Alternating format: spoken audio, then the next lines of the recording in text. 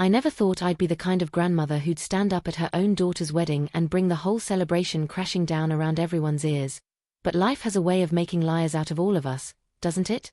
My name is Dorothy Keegan, I'm 63 years old, and the day my 10-year-old granddaughter Emma whispered those 7 words to me, "Grandma, haven't you looked under the table?"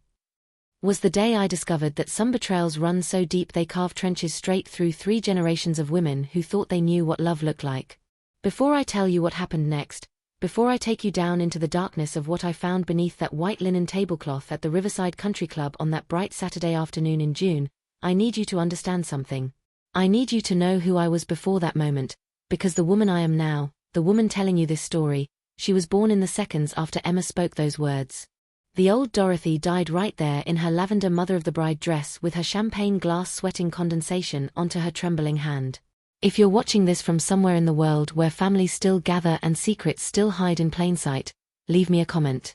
Tell me where you're from.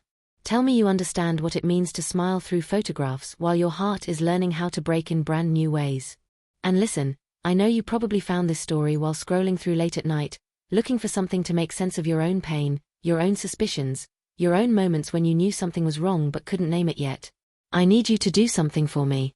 I need you to hit that subscribe button, not because I'm trying to build some empire here, but because stories like mine, stories about women who finally opened their eyes after years of looking the other way, these stories need to be told. They need to be witnessed. Check the description box below, because if this story resonates with you, there are others there, too. Other women like us who learned the hard way that blind trust is just another word for voluntary blindness. Now let me take you back to where it started. Not to the wedding day itself, but to 6 months earlier, to the cold December evening when my daughter Rachel first told me she was getting married to David Fletcher. I was in my kitchen making pot roast when she called. I remember because I had the phone wedged between my ear and shoulder while I was seasoning the meat, and when she said his name, David Fletcher, I dropped the pepper grinder and it shattered across my tile floor in a pattern that looked like scattered ashes. I should have paid attention to that omen. I should have listened to the way my body reacted before my mind could catch up. David Fletcher. I repeated, bending down to clean up the mess. The man from your office. Rachel, honey, you've only been dating him for 8 months. I know, Mom. I know it's fast. Her voice had that defensive edge I'd learned to recognize over her 41 years on this earth. But when you know, you know. And besides, I'm not getting any younger. Emma needs a father figure. A real one, not just weekend visits with her dad. Emma. My granddaughter. My heart. The little girl I'd helped raise ever since Rachel's first marriage fell apart when Emma was just 3 years old. Emma's father, my former son-in-law Richard, had moved to Oregon for work and saw his daughter maybe 4 times a year. Long enough to bring guilt gifts and make promises he'd never keep, but not long enough to be a real presence in her life. I understood Rachel's desire to give Emma stability. God knows I understood. I'd raised Rachel alone after my husband Thomas died when she was 12, and I knew the particular exhaustion of single motherhood, the weight of being everything to everyone. But something about David Fletcher made my skin prickle with unease. I'd met him twice by that point. Once at a 4th of July barbecue at Rachel's house, where he'd spent most of the afternoon on his phone while Emma tried repeatedly to show him her cartwheels in the backyard. And once at a restaurant dinner where he'd ordered the most expensive wine on the menu and then made a show of calculating the exact tip down to the penny.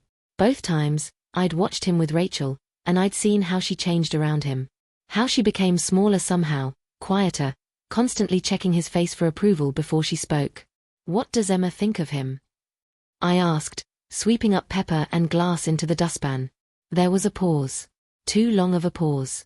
She's warming up to him, Rachel finally said. You know how kids are. They need time to adjust. But I knew Emma. Emma, who collected smooth stones from the riverbank and named each one. Emma, who read books about marine biology and wanted to be an oceanographer when she grew up, even though we lived in landlocked Ohio. Emma, who looked at people with her father's dark eyes, eyes that saw everything and forgot nothing. If Emma wasn't warming up to David Fletcher after 8 months, there was a reason. Rachel, I said carefully, have you and Emma talked about this? I mean really talked about it. Mom, please don't do this. Don't make this harder than it needs to be. I thought you'd be happy for me. I thought you'd want me to have what you had with Dad. And there it was. The trump card. My marriage to Thomas, held up like a mirror I was supposed to see myself in. But Rachel had only been 12 when Thomas died of a heart attack in our garage while changing the oil in his truck. She'd gotten the edited version of our marriage, the highlights reel, the Sunday morning pancakes and anniversary flowers. She didn't know about the arguments, the silent treatments, the way Thomas had controlled our finances so tightly I had to ask permission to buy groceries. She didn't know because I'd never told her. I'd protected her from the complexity of it all, and now she was using that protection against me, building her expectations on a foundation of curated memories. "I do want you to be happy, sweetheart," I said softly. "I want that more than anything. Then be happy for me. Be there for me. Help me plan this wedding." So I did. For the next 6 months, I showed up. I went to dress fittings and tasted cake samples and debated the merits of roses versus peonies for the centerpieces. I watched David at family dinners, the way he'd put his hand on the small of Rachel's back, not protectively, but possessively, like she was something he'd purchased and wanted to make sure everyone knew it. I watched Emma grow quieter at these dinners, pushing food around her plate, asking to be excused early. The night before the wedding, Emma stayed at my house. Rachel wanted a peaceful evening to herself, and Emma had asked if she could have a sleepover at Grandma's. We made popcorn and watched her favorite movie, Finding Nemo, for probably the 100th time. During the scene where Marlon is searching desperately for his son, Emma turned to me with tears in her eyes. "Grandma," she said, "if someone you love is doing something bad, but they don't know it's bad, are you supposed to tell them?" My heart stopped. "Emma, honey, what do you mean?" She picked at the blanket across her lap. "I don't know. Just, sometimes people don't see things even when they're right in front of them." "Is this about your mom and David?"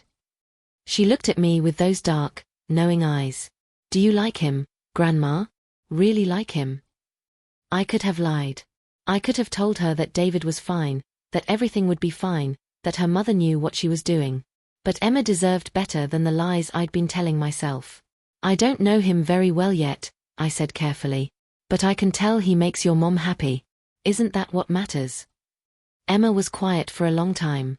Then she said, "Sometimes people look happy but they're really just scared of being alone." 10 years old, and she could see what I'd been trying not to acknowledge for months. We finished the movie in silence, but I couldn't stop thinking about what she'd said. That night, after she fell asleep in my guest room, I lay awake wondering if I should say something to Rachel.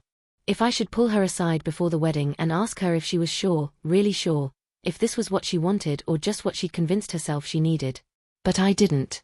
I told myself it wasn't my place. I told myself that Rachel was a grown woman who could make her own choices. I told myself that my job was to support her, not to question her, even when every instinct I had was screaming that something was wrong. The morning of the wedding was perfect. Cloudless blue sky, temperature in the mid-70s, a gentle breeze that made the ribbons on the ceremony chairs flutter like white butterflies. The Riverside Country Club looked like something out of a magazine, with its manicured lawns rolling down to the water's edge and the old oak trees providing dappled shade over the garden where the ceremony would take place. Rachel looked beautiful in her gown, simple, elegant, with lace sleeves and a sweetheart neckline. Emma looked like a little princess in her flower girl dress, pale pink with a white sash, though I noticed she kept tugging at the hem like it didn't fit quite right. The ceremony went smoothly. David's vows were generic but appropriate. Rachel cried at all the right moments. I sat in the front row and smiled and dabbed at my eyes with the handkerchief I'd carried at my own wedding 36 years ago. When the minister pronounced them husband and wife and David kissed Rachel, everyone applauded. Emma stood beside them holding her basket of rose petals, and for just a moment, her eyes met mine across the rows of guests. In that look, I saw something I couldn't quite name. A warning, maybe, or a plea. The reception was held in the country club's ballroom, a massive room with floor-to-ceiling windows overlooking the river and crystal chandeliers that threw rainbow prisms across the white tablecloths. I'd been seated at the family table, right up front near the head table where Rachel and David held court. Emma was beside me, and on my other side was my sister Patricia, who'd driven in from Pennsylvania for the wedding. We ate the salad course. We listened to the best man's speech, which was full of inside jokes about golf and references to David's previous relationships that made me uncomfortable. We watched Rachel and David's first dance, swaying together to some slow song I didn't recognize. The whole time, I kept glancing at Emma. She'd barely touched her food. She sat very still, very quiet, her hands folded in her lap like she was trying to make herself as small as possible. "Emma, honey, are you okay?" I whispered during a lull in the music. She nodded, but she didn't look at me. "Do you want to go outside for some air?" She shook her head. Patricia leaned over. "She's probably just overwhelmed. It's a big day, a lot of changes. She'll adjust." But I knew Emma, and this wasn't overwhelm. This was something else. This was the way she'd looked when she was 6 and her parents were fighting in the next room, trying to be quiet but failing, and she'd sat in my lap with that same frozen stillness, waiting for the storm to pass. The main course arrived, chicken or salmon. I'd chosen the chicken, though I couldn't have told you what it tasted like. The DJ started playing upbeat music and people drifted to the dance floor. David was talking loudly with some of his groomsmen, his face flushed from champagne. Rachel was making rounds to the various tables, thanking people for coming, looking radiant and exhausted in equal measure. That's when Emma reached over and took my hand. Her small fingers were ice cold despite the warmth of the ballroom. She squeezed once, twice, and then leaned close to my ear. I thought she was going to tell me she didn't feel well, that she needed to go to the bathroom, something simple and fixable. Instead, she whispered, "Grandma, I want to leave now." I pulled back to look at her face. She was pale, her eyes too bright, like she was fighting tears or panic or both. "Why, sweetheart? What's wrong?" And that's when she said it. That's when 7 words changed everything. "Haven't you looked under the table? I want you to understand something about the moment before you know." That crystallized second where you're still standing on the edge of ignorance, where you can still turn back, still choose not to look, still pretend that everything is exactly as it appears. That moment is precious in its own terrible way, because once you cross over, once you see what cannot be unseen, there is no returning to the person you were. The woman who sat at that wedding reception table in her lavender dress, holding her granddaughter's cold hand, she lived in one reality. The woman who looked under that table lived in another. I almost didn't do it. I almost told Emma that whatever it was, we could deal with it later, after the speeches and the cake cutting and the farewell send-off. I almost chose the comfort of denial. But something in Emma's eyes stopped me, not just fear, but a kind of desperate trust. She was giving me something, I realized. She was handing me a truth she couldn't carry alone anymore, and she needed me to be brave enough to take it from her. "Under the table." I whispered back. "What do you mean?" She didn't answer with words. Instead, she glanced down pointedly, then back up at me, and I understood. She meant under this table. Our table. The family table where we sat surrounded by white linen and flickering votive candles and half-eaten plates of salmon and chicken. My heart was hammering now.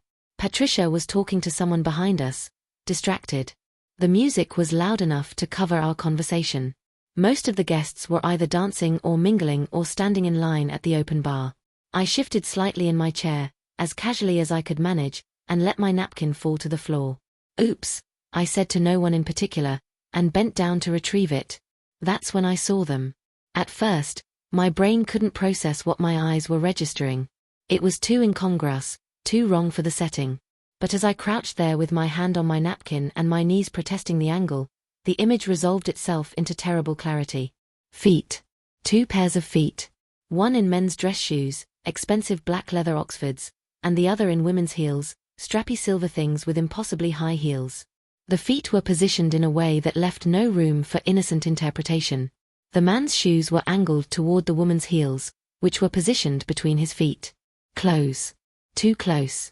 Intimately close. And as I watched, frozen in my half-crouch beneath the table, one of those black Oxfords slid forward and pressed against the inside of the silver heel's arch, a gesture so deliberate and practiced it could only mean one thing. I followed the legs upward with my eyes, though I already knew. Some part of me had known the moment Emma spoke. The black trousers belonged to David Fletcher, my new son-in-law, the man who had, 20 minutes ago, vowed to forsake all others. And the legs that rose up from those silver heels, smooth and tan in their sheer stockings, belonged to my sister Patricia. My sister. My only sister. Patricia and Keegan Morrison, 2 years younger than me, currently on her 3rd marriage, living in suburban Philadelphia in a house her husband's family money had bought. Patricia, who'd consoled me when Thomas died. Patricia, who'd been my maid of honor at my own wedding. Patricia, who was sitting 6 inches away from me right now, making small talk with a distant cousin while her foot was doing things under the table that made my stomach turn. I stayed crouched there for several seconds, watching those feet move in their secret dance, and I felt something crack open inside me. Not my heart, that would come later.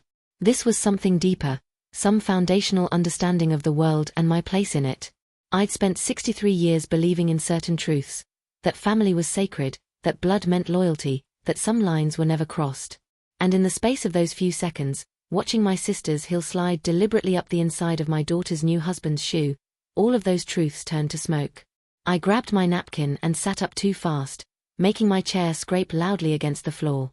Patricia glanced over at me, her face showing nothing but mild curiosity. "You okay, Dot?" Dot. She was the only person who still called me that, a nickname from childhood that had always annoyed me but which I tolerated because she was my sister and you tolerate things from family. Except now, in this moment, hearing that nickname felt like another betrayal, one more thing that had been rendered false. "I'm fine," I managed to say. My voice sounded strange to my own ears, like someone had stuffed cotton in my throat. "Just clumsy." Emma was watching me with those dark, knowing eyes. She squeezed my hand again, and I understood that she'd known. Maybe not for how long or to what extent, but she'd known enough to recognize that what was happening under this table was wrong. Wrong enough to want to leave. Wrong enough to force her grandmother to see it. How does a 10-year-old child end up being the moral compass for the adults around her? How does she become the one who has to carry the weight of adult secrets and adult sins? I looked at Emma and felt a rage building in my chest that was unlike anything I'd ever experienced. This child, this innocent girl, had been watching something unfold that she shouldn't even have had the vocabulary to understand, and none of us, not me, not Rachel, not any of the adults who were supposed to protect her, had noticed. We'd been too busy planning centerpieces and tasting cake. The DJ announced that it was time for the mother-son dance, David's mother and him, swaying to some saccharine country song about a boy growing up and leaving home. I watched them on the dance floor, David's mother beaming up at her son with such pride, such certainty that he'd chosen well, that he'd found happiness. If I stood up right now and walked to the microphone, if I told everyone what I'd just witnessed, who would believe me? And more importantly, what would it accomplish besides destroying my daughter's happiness on what was supposed to be the most important day of her life? That's what abusers count on, you know. That's what cheaters and liars and people who betray with impunity understand on an instinctive level. That the rest of us will choose to preserve order over pursuing truth, that will swallow our knowledge rather than spit it out and watch the world burn. Because speaking up doesn't just hurt the guilty. It detonates everything, sending shrapnel in all directions, wounding the innocent as surely as the culpable. But I also knew, sitting there with Emma's hand in mine and Patricia's perfume drifting over from her seat beside me, that staying silent was its own kind of violence. Silence was what had allowed this to happen in the first place. How long had it been going on? Had it started before the wedding, or was this a new development, some twisted first taste of an affair that would unfold over months and years? And what about Rachel? Did she know? Had she seen something, suspected something, dismissed it because the alternative was too painful to contemplate? The mother-son dance ended and the DJ called for the father-daughter dance. Rachel looked around for her father before remembering, as she always had to remember, that Thomas was gone, had been gone for 29 years. I saw the flicker of loss cross her face before she pasted the smile back on. David said something to her and gestured toward the dance floor, offering himself as a substitute, but Rachel shook her head. She didn't do the father-daughter dance. She never did. She told me once that it felt like dancing with a ghost, that no substitute could fill that particular space. Instead, she walked over to our table. To me. "Mom," she said, "will you dance with me?" If you've ever felt your heart break and swell at the same time, you know what that moment was like. My daughter, my beautiful, complicated, hopeful daughter, reaching out for me the way she'd done her whole life. Needing me to step in, to fill the gaps, to be enough. "Of course, sweetheart," I said, standing up. I looked at Emma. "Will you be okay here for a minute?" Emma nodded, but her eyes said something else. They said, "Don't leave me alone with them." "Actually," I said, thinking fast, "Emma, why don't you come dance with us? We'll make it a 3-generation dance." Rachel laughed, delighted by the idea. "Yes. Come on, Emma." So the three of us went to the dance floor, Rachel in the middle with her arms around both of us, and we swayed to the song, something slow and sentimental that I couldn't focus on because my mind was racing. Over Rachel's shoulder, I could see Patricia and David at the table. Patricia was leaning close to say something to him, her hand resting on the back of his chair. Even from across the room, I could see the familiarity in that gesture, the ease of it. This wasn't new. This wasn't a spontaneous moment of weakness. This was established, practiced, ongoing. "I love you both so much," Rachel said, her voice thick with emotion. "Thank you for always being there for me, Mom. Thank you for helping make this day so perfect." Perfect. The word felt like a knife sliding between my ribs. Emma pressed closer against my side, and I tightened my arm around her shoulders. This child, I thought. This child knew and tried to warn me, and I'd been too wrapped up in tulle and tablecloths to listen.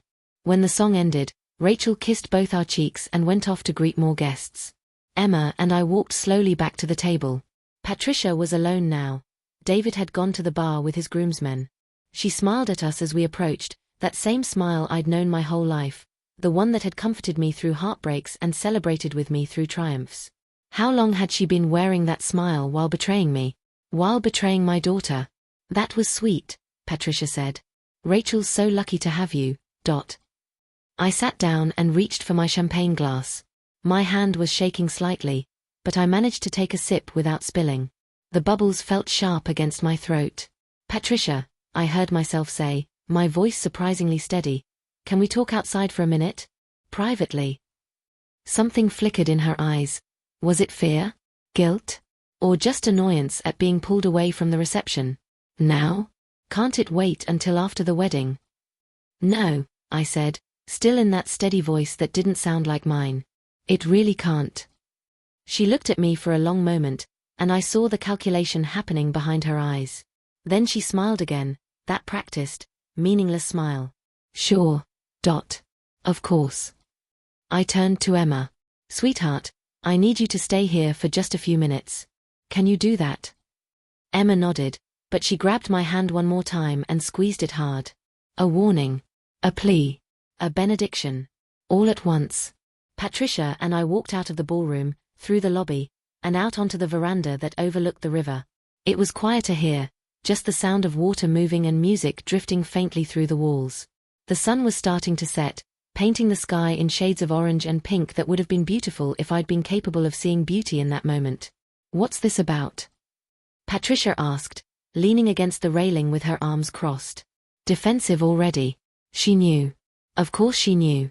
I looked at my sister, really looked at her, and tried to find the girl she'd been, the one who'd played with me in our backyard in Cleveland, who'd held my hand on the first day of kindergarten, who'd cried with me at our mother's funeral. But that girl was gone, if she'd ever really existed at all. Maybe I'd just been too blind to see who Patricia really was. Maybe I'd spent 6 decades projecting virtues onto her that she'd never actually possessed. "I saw you," I said simply. "Under the table. With David.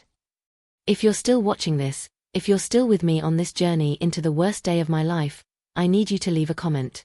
Tell me about a time when you had to confront someone you loved. Tell me about the moment you had to speak a truth that would change everything. Because I need to know I'm not alone in this. I need to know that other people have stood where I stood, on the edge of blowing up their entire world, and found the courage to do it anyway. Hit that subscribe button if you haven't already, because this story gets worse before it gets better. And check the description box below, because if you've ever been betrayed by family, if you've ever had to choose between keeping the peace and speaking the truth, there are more stories there for you. Stories about women who stopped being silent. Patricia's face went through several expressions in rapid succession. Surprise, fear, calculation, and finally, a kind of cold defiance. When she spoke, her voice had lost all its warmth. "You don't know what you're talking about." There's a particular kind of cold that settles into your bones when someone you've loved your entire life looks you in the eye and lies to you. It's not the cold of winter or even grief. It's the cold of realizing that the ground beneath your feet was never solid, that you've been walking on ice your whole life and just never noticed until this moment when it finally cracked and you're plunging through into dark water. Patricia's denial hung between us on that veranda like smoke, acrid and choking. Around us, the evening was turning golden, the kind of perfect summer twilight that people pay thousands of dollars to capture in wedding photographs. Inside, I could hear the muffled sounds of celebration, laughter and music and the clinking of glasses raised in toasts to love and fidelity and happily ever after. And out here, in the soft light that made everything look like a painting, I was watching my sister's face harden into something I barely recognized. "I saw your feet," I said, keeping my voice low and even. "Under the table. With David. His foot was on yours, Patricia. Don't you dare stand there and tell me I don't know what I'm talking about." She was quiet for a moment, and I watched her weigh her options. The old Patricia, the sister I'd thought I knew, would have been mortified, would have broken down, would have begged for forgiveness. But this Patricia, this stranger in familiar skin, she did something that shocked me more than the betrayal itself. She laughed. It wasn't a nervous laugh or even a guilty one. It was sharp and bitter and full of something that looked disturbingly like satisfaction. "So what if you did?" she said, pushing off from the railing and crossing her arms tighter across her chest. "What are you going to do about it? Run inside and ruin Rachel's wedding? Tell everyone that the groom was playing footsie with his new aunt-in-law? You think that's going to help anything?" The casual cruelty of it stunned me. "How long?" I managed to ask. "How long has this been going on?" Patricia shrugged, actually shrugged, like we were discussing something as inconsequential as the weather. "Does it matter? What's done is done." "Of course it matters. That's my daughter in there. Your niece. She just married this man, Patricia. She's building a life with him. And Emma," my voice cracked saying her name. "Emma knew. A 10-year-old child has been carrying this secret. How could you?" For just a moment, something that might have been shame flickered across Patricia's face. But it was gone as quickly as it appeared, replaced by that cold defiance. "Emma doesn't know anything. She might have seen us being friendly, but she's a child. She doesn't understand adult relationships." "Friendly?" I repeated, the word tasting like poison in my mouth. "That's what you're calling it? Being friendly?" Patricia moved closer to me, and when she spoke again, her voice was lower, more intense. "You want to know the truth? Fine. I'll tell you the truth. David and I have been seeing each other for 3 months. It started at Rachel's birthday party, when she was too busy playing perfect hostess to notice that her fiancé was lonely and her aunt was sympathetic. And yes, it's been physical. Yes, it's wrong by conventional standards. But I'm not going to apologize for it." 3 months. Rachel's birthday had been in March, which meant this had been going on for the entire spring while Rachel was finalizing wedding details, while she was excitedly calling me to discuss honeymoon destinations, while she was glowing with happiness about finally finding her person. And all that time, Patricia had been sitting at family dinners, smiling and offering advice about wedding favors, while secretly sleeping with Rachel's fiancé. Why? The question came out barely above a whisper. Why would you do this? What could possibly be worth betraying your own niece? Patricia's laugh was hollow this time. "You really don't get it, do you? You've never gotten it. Your perfect little life with your perfect daughter and your perfect role as the martyred widow. Saint Dorothy, who raised her daughter alone and sacrificed everything and never asked for anything in return. Do you have any idea how exhausting it's been, standing in your shadow for 61 years? I stared at her, genuinely confused. "What are you talking about? Patricia, we're not in competition. We never have been." "That's exactly what someone who's winning would say," she shot back. "You got Thomas, stable, reliable Thomas who would have worked himself to death for you if his heart hadn't given out first. I got Jerry, who drank away our savings and left me for his secretary. Then I got Mark, who turned out to be gay and using me as a cover. And now I've got Roger, who's a good provider but who treats me like expensive furniture. Something to have and maintain but never really connect with. You had real love. You had someone who actually chose you every single day. Do you know what that's like, to watch your older sister have everything you've ever wanted?" The revelations were coming too fast for me to process. All these years, I'd thought Patricia's marriages had been her choice, her path. I'd never known about Jerry's drinking or Mark's deception. She'd presented each marriage as a new beginning, a fresh start, and I'd believed her because I'd wanted to. Because it was easier to believe in Patricia's resilience than to acknowledge her pain. But that didn't excuse this. Nothing could excuse this. "Thomas died 29 years ago," I said, trying to keep my voice from shaking. "I've been alone for almost 3 decades. If you envied what I had, you've been envying a ghost. And even if Thomas were still alive, Even if I had everything you think I had, that still wouldn't justify what you're doing. You're hurting Rachel. You're hurting Emma. You're destroying my family out of some twisted sense of evening a score that exists only in your head. Your family, Patricia repeated, her voice dripping with disdain. It's always your family, isn't it? Your daughter, your granddaughter, your pain, your life. Has it ever occurred to you that maybe I'm tired of being the supporting character in the Dorothy show? Maybe I wanted to be chosen for once. Maybe I wanted to feel what it's like to have someone look at me the way David looks at me, like I'm the center of his universe. He's manipulating you, I said, the pieces starting to fall into place in my mind. Patricia, can't you see that? He's a man who proposed to my daughter after 8 months, who's marrying into a family with money and connections, who's playing everyone around him. Whatever he's told you, whatever promises he's made, they're lies. You're not special to him. You're convenient. The words hit their mark. I saw Patricia flinch, saw the doubt creep into her eyes before she pushed it away. You don't know him like I do. I know men like him, I countered. I've been watching people my whole life, Patricia. I see how David operates. He finds vulnerable women and makes them feel seen. Rachel is vulnerable because she's a single mother desperate to give Emma stability. You're vulnerable because you're in a loveless marriage and you've convinced yourself you deserve to be unhappy. He's not choosing you. He's using you. For a moment, I thought I'd gotten through to her. Her face softened, her shoulders dropped, and she looked less like the enemy and more like my little sister again, the one who used to crawl into my bed during thunderstorms, who used to ask me to check under her bed for monsters. But then her face hardened again, and I realized that the monster had been here all along. It had just been wearing Patricia's face. Believe what you want, she said coldly. But if you tell Rachel, if you say anything about this to anyone, I'll deny it. I'll tell everyone you've been losing your memory, that you've been seeing things that aren't there. Roger will back me up. He's been worried about you anyway, always calling him about your health concerns. And David will say you've been jealous of Rachel's happiness from the start, that you've been trying to sabotage this wedding because you can't stand to see her move on without you. Who do you think people will believe?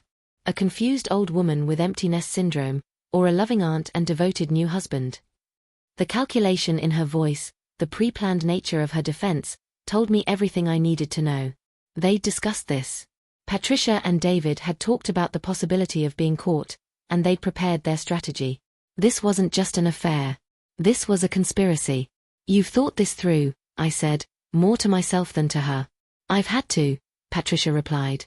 You're not the only one who knows how to protect what's theirs. We stood there in the dying light, two sisters separated by a gulf that had opened so wide I couldn't see the other side anymore.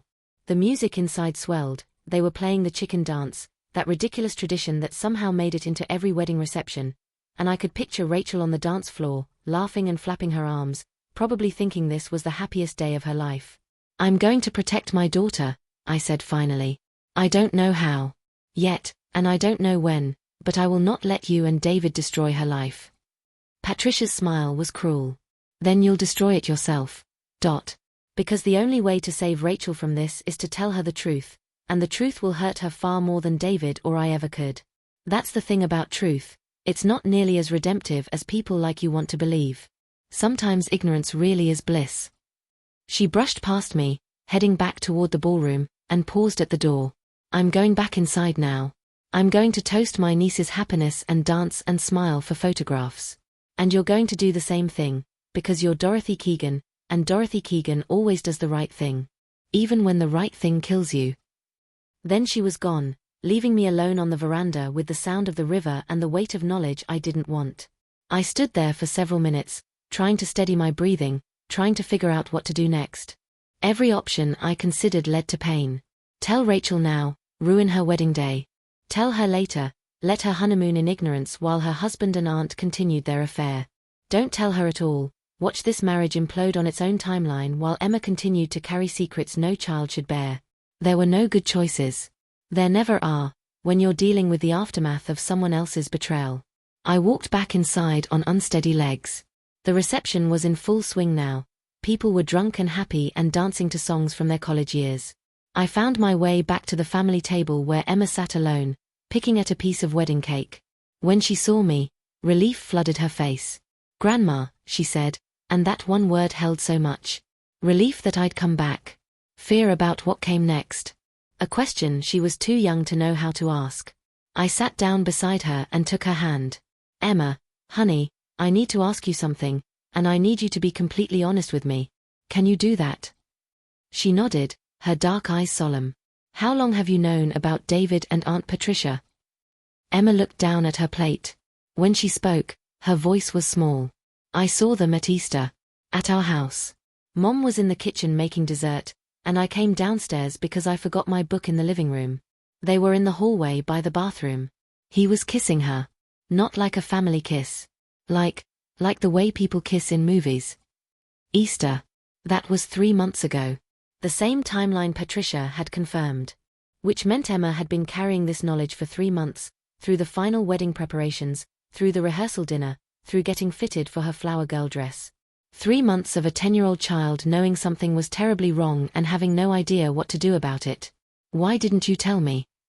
I asked gently. Or your mom? Tears welled up in Emma's eyes. I tried to tell Mom once.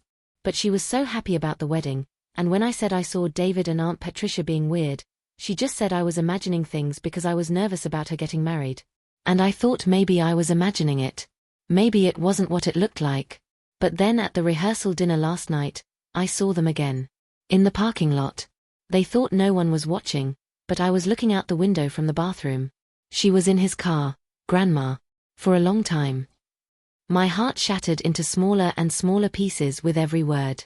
This child, this beautiful, perceptive child, had tried to warn her mother and been dismissed. She tried to make sense of adult depravity with her child's understanding of right and wrong. And when that failed, she turned to me, betting everything on the hope that I would believe her, that I would do something, that I would make it stop. You did the right thing telling me, I said, pulling her close. None of this is your fault, Emma. None of it. You understand that, right? You're not responsible for the bad choices adults make. She nodded against my shoulder, but I could feel her shaking. What are we going to do, Grandma? Are you going to tell Mom? That was the question, wasn't it? The question I'd been avoiding because every answer led to devastation. But sitting there with Emma trembling in my arms, I realized that the devastation had already happened. Rachel's marriage was already poisoned at its root. The only question was whether she'd find out now or later, and whether she'd find out from someone who loved her or from the inevitable explosion when affairs always came to light. Not tonight, I said, making the decision even as I spoke the words. Tonight is her wedding night, and I won't take that from her. But Emma, I promise you this, I will tell her. Soon. And I will make sure that she's protected and that you're protected. David and Patricia think they can get away with this because they think we're too weak or too scared to fight back. But they're wrong. Emma pulled back to look at me. Are you going to get revenge? The question surprised me. Revenge seemed like such a strong word, such a deliberate, calculated thing. What I felt in that moment wasn't cold calculation. It was hot rage mixed with grief mixed with a fierce protective instinct that made me want to pick up Emma and Rachel and run somewhere these people could never hurt them again. But as I looked into Emma's face, I realized that maybe revenge wasn't such a wrong word after all. Because sometimes protecting the people you love requires more than just defense. Sometimes it requires offense. Sometimes you have to burn down the structures that house the poison before the poison spreads any further. I'm going to make sure the truth comes out, I told Emma. And I'm going to make sure that when it does, David and Patricia face consequences for what they've done. Not just to your mom, but to you. To our whole family. Is that revenge? Maybe. But I prefer to think of it as justice. Emma considered this for a moment, then nodded. Okay. When? I don't know yet. But soon. Very soon. For now, we smile and get through the rest of tonight. Can you do that with me? Can you be brave for just a few more hours? I've been brave for 3 months, Emma said, and the exhaustion in her voice broke my heart. I can do a few more hours. We sat together at that table, Emma and I, while around us people celebrated a marriage that was already a lie. Rachel came over once to check on us, radiant in her happiness, and I had to look her in the face and smile and tell her how beautiful everything was. David came over too, putting his hand possessively on Rachel's waist, and asked if we were having a good time. I looked him in the eyes, those cold, calculating eyes, and said yes, wonderful, congratulations. And I saw the moment when he looked at me and wondered if I knew, and then dismissed the possibility because I was just Dorothy, just the harmless mother-in-law who could be easily managed and controlled. He had no idea what was coming.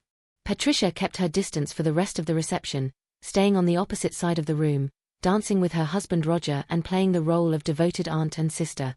Once, our eyes met across the crowded ballroom, and I saw her raise her champagne glass to me in a mock toast. A challenge. A dare. She thought she'd won.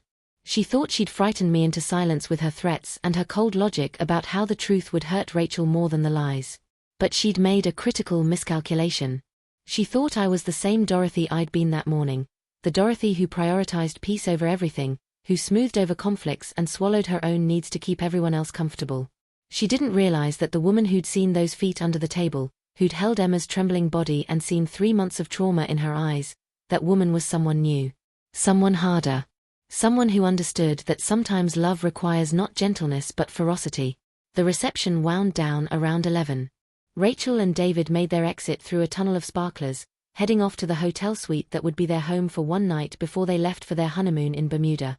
Emma and I stood in the parking lot with the other guests, waving and smiling, and I watched my daughter drive away with a man who'd betrayed her before the ink was even dry on the marriage certificate. When the car disappeared around the corner, Emma looked up at me. "What do we do now?" "Now," I said, "we go home. And tomorrow, we start planning." I didn't sleep that night. I lay in my bed, staring at the ceiling, listening to Emma's soft breathing from the guest room down the hall, and I thought about all the ways a person could be destroyed. Not physically, I'm not that kind of woman, despite what rage was coursing through my veins. But socially, professionally, morally. David Fletcher had built himself a life based on image and perception. He worked as a financial advisor at a prestigious firm downtown, managing the investments of wealthy families who trusted him with their futures. Patricia's husband Roger was a partner at a law firm that represented half the major corporations in Ohio. Both of them had carefully constructed reputations that depended on the appearance of integrity. What would happen if those reputations crumbled? By the time the sun came up Sunday morning, I had the bones of a plan. Not a complete strategy, not yet, but the framework of one. The key was evidence. Patricia had been right about one thing. Without proof, this would become a he-said-she-said situation where I'd be painted as the jealous, confused old woman. I needed documentation, confirmation, something that couldn't be denied or explained away. Emma came downstairs around 8, still in her pajamas, her hair tangled from sleep. She looked younger than her 10 years in the morning light, and I felt a fresh wave of fury at what she'd been forced to witness and carry. "Morning, Grandma," she said, climbing onto the stool at my kitchen counter. "Did you sleep?" "Not really," I admitted, pouring her a glass of orange juice. "I was thinking about the plan." "Smart girl." "Yes, about the plan.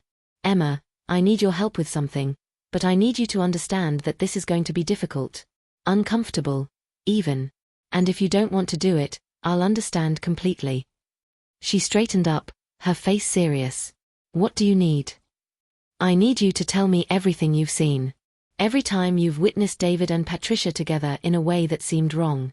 Every detail you can remember, where they were, what they were doing, who else was around. Can you do that?" Emma nodded slowly, then slid off the stool. "I'll be right back." She disappeared upstairs and returned a few minutes later with a small notebook, the kind with a butterfly on the cover that I'd given her for Christmas. She set it on the counter and opened it to a page about halfway through. "I've been writing it down," she said quietly. "Every time I saw something. I thought. I don't know what I thought. Maybe that I was crazy and writing it down would prove I was making it up. Or maybe that I'd need to remember it someday." I took the notebook with trembling hands. Emma's neat handwriting filled the pages, each entry dated and detailed. March the 31st, Easter saw David kissing Aunt Patricia in the hallway. 2:47 p.m, Mom was in kitchen. They didn't see me. April the 14th, David came to pick up Mom for dinner. Aunt Patricia was parked down the street. After they left, she came to the house and let herself in with a key. She was in Mom's bedroom for 20 minutes. I stayed in my room and pretended to do homework. April the 28th, family dinner at Grandma's house. David and Aunt Patricia kept looking at each other. He touched her back when he walked past her to get a drink. Mom didn't notice. Asterisk May the 12th. Saw David's car at Aunt Patricia's house when I was coming home from school with Kelsey's mom. Mom said David was working late. Asterisk. The entries went on, a devastating chronicle of an affair witnessed by a child who understood just enough to know it was wrong but not enough to know what to do about it. I read every word, feeling sicker and sicker, until I reached the final entry. Asterisk June the 15th. Rehearsal dinner saw David and Aunt Patricia in his car in the parking lot. 8:30 p.m. they were kissing. His hand was under her dress. I felt like I was going to throw up. I can't let Mom marry him, but I don't know how to stop it. Asterisk. I set the notebook down and pulled Emma into my arms, holding her as tight as I dared. This child had been documenting evidence of adult betrayal like a detective working a case, because none of the adults around her had been paying attention. Because her mother had dismissed her concerns and I'd been too focused on flower arrangements to see what was right in front of me. You're the bravest person I know, I whispered into her hair. And this notebook, Emma, this is exactly what we need. May I keep this for a little while? She nodded against my shoulder. Are you going to show it to Mom? Eventually. But first, I need to gather more evidence. Because David and Patricia will deny everything, and they'll try to make it seem like you're confused or that I'm manipulating you. We need proof that's so clear, so undeniable, that they can't talk their way out of it. How are we going to get that? Good question. I spent the rest of Sunday thinking about it while Emma and I made pancakes and watched nature documentaries and tried to pretend the world hadn't shifted on its axis. Rachel called from her hotel suite, gushing about the wedding, about how perfect everything had been, about how David had already ordered room service breakfast and was being so attentive. I listened to my daughter's happiness and felt like I was standing on the edge of a cliff, knowing I was about to push her off but unable to see any alternative that wouldn't result in an even greater fall. Monday morning, I dropped Emma at school and then did something I'd never done before. I called in sick to my volunteer position at the library. I'd been volunteering there 3 days a week for the past 5 years, since I'd retired from teaching, and I'd never missed a day. But this was more important. I needed time to think, to plan, to prepare. I started with research. I sat at my computer and Googled how to prove adultery and evidence for divorce proceedings and felt like I was living in one of those crime dramas Emma liked to watch with me. The articles I found were clinical and cold, full of legal terminology and advice about hiring private investigators. Could I afford a private investigator? My teacher's pension was modest, and my savings weren't substantial. Thomas had left me the house mortgage-free, which was my biggest asset, but I couldn't exactly tap into home equity to finance an investigation into my daughter's marriage. Then I thought about Patricia's husband, Roger. What did he know? Patricia had said he'd back up her story if I tried to expose her, but was that true? Or was it possible that Roger was as much in the dark as Rachel? If he was, he might be an ally. Or at least someone who'd want the truth as much as I did. I found Roger's work number easily. His law firm had a website with all the partners listed. I stared at my phone for 10 minutes, trying to decide if this was smart or reckless, protective or destructive. Finally, I dialed. Morrison and Associates, how may I direct your call? Roger Morrison, please. This is his sister-in-law, Dorothy Keegan. It's urgent. There was a pause, then hold music, then Roger's voice. Dorothy? Is everything okay?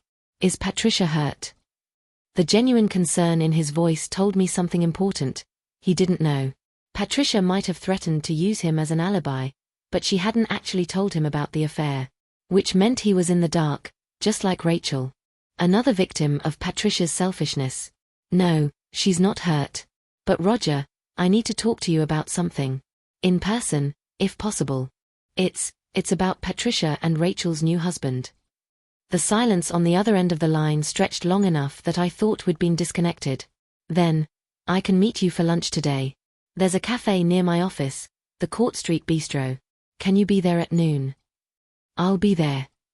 Dorothy, Roger said, and his voice had changed, gotten quieter, more guarded. Whatever this is about, I think I might already have some idea. I'll see you at noon. He hung up before I could respond. I sat holding my phone, my heart racing. What did he mean? He might already have some idea. Had he suspected? Had he seen something too? I spent the next 3 hours going through Emma's notebook again, making notes, checking dates against my own calendar. Easter had been March 31st. I remembered because Rachel had hosted at her house, and I'd brought my famous potato salad. The rehearsal dinner had been June 15th, the night before the wedding.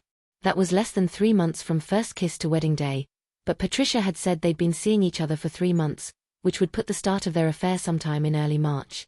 What had happened in early March? I flipped through my calendar, looking for clues. March 8th, Rachel's birthday party. Patricia had confirmed that's where it started. I tried to remember that party. It had been at Rachel's house, maybe 30 people, mostly her friends from work and some family. Patricia and Roger had been there, and David of course, and Emma, and me.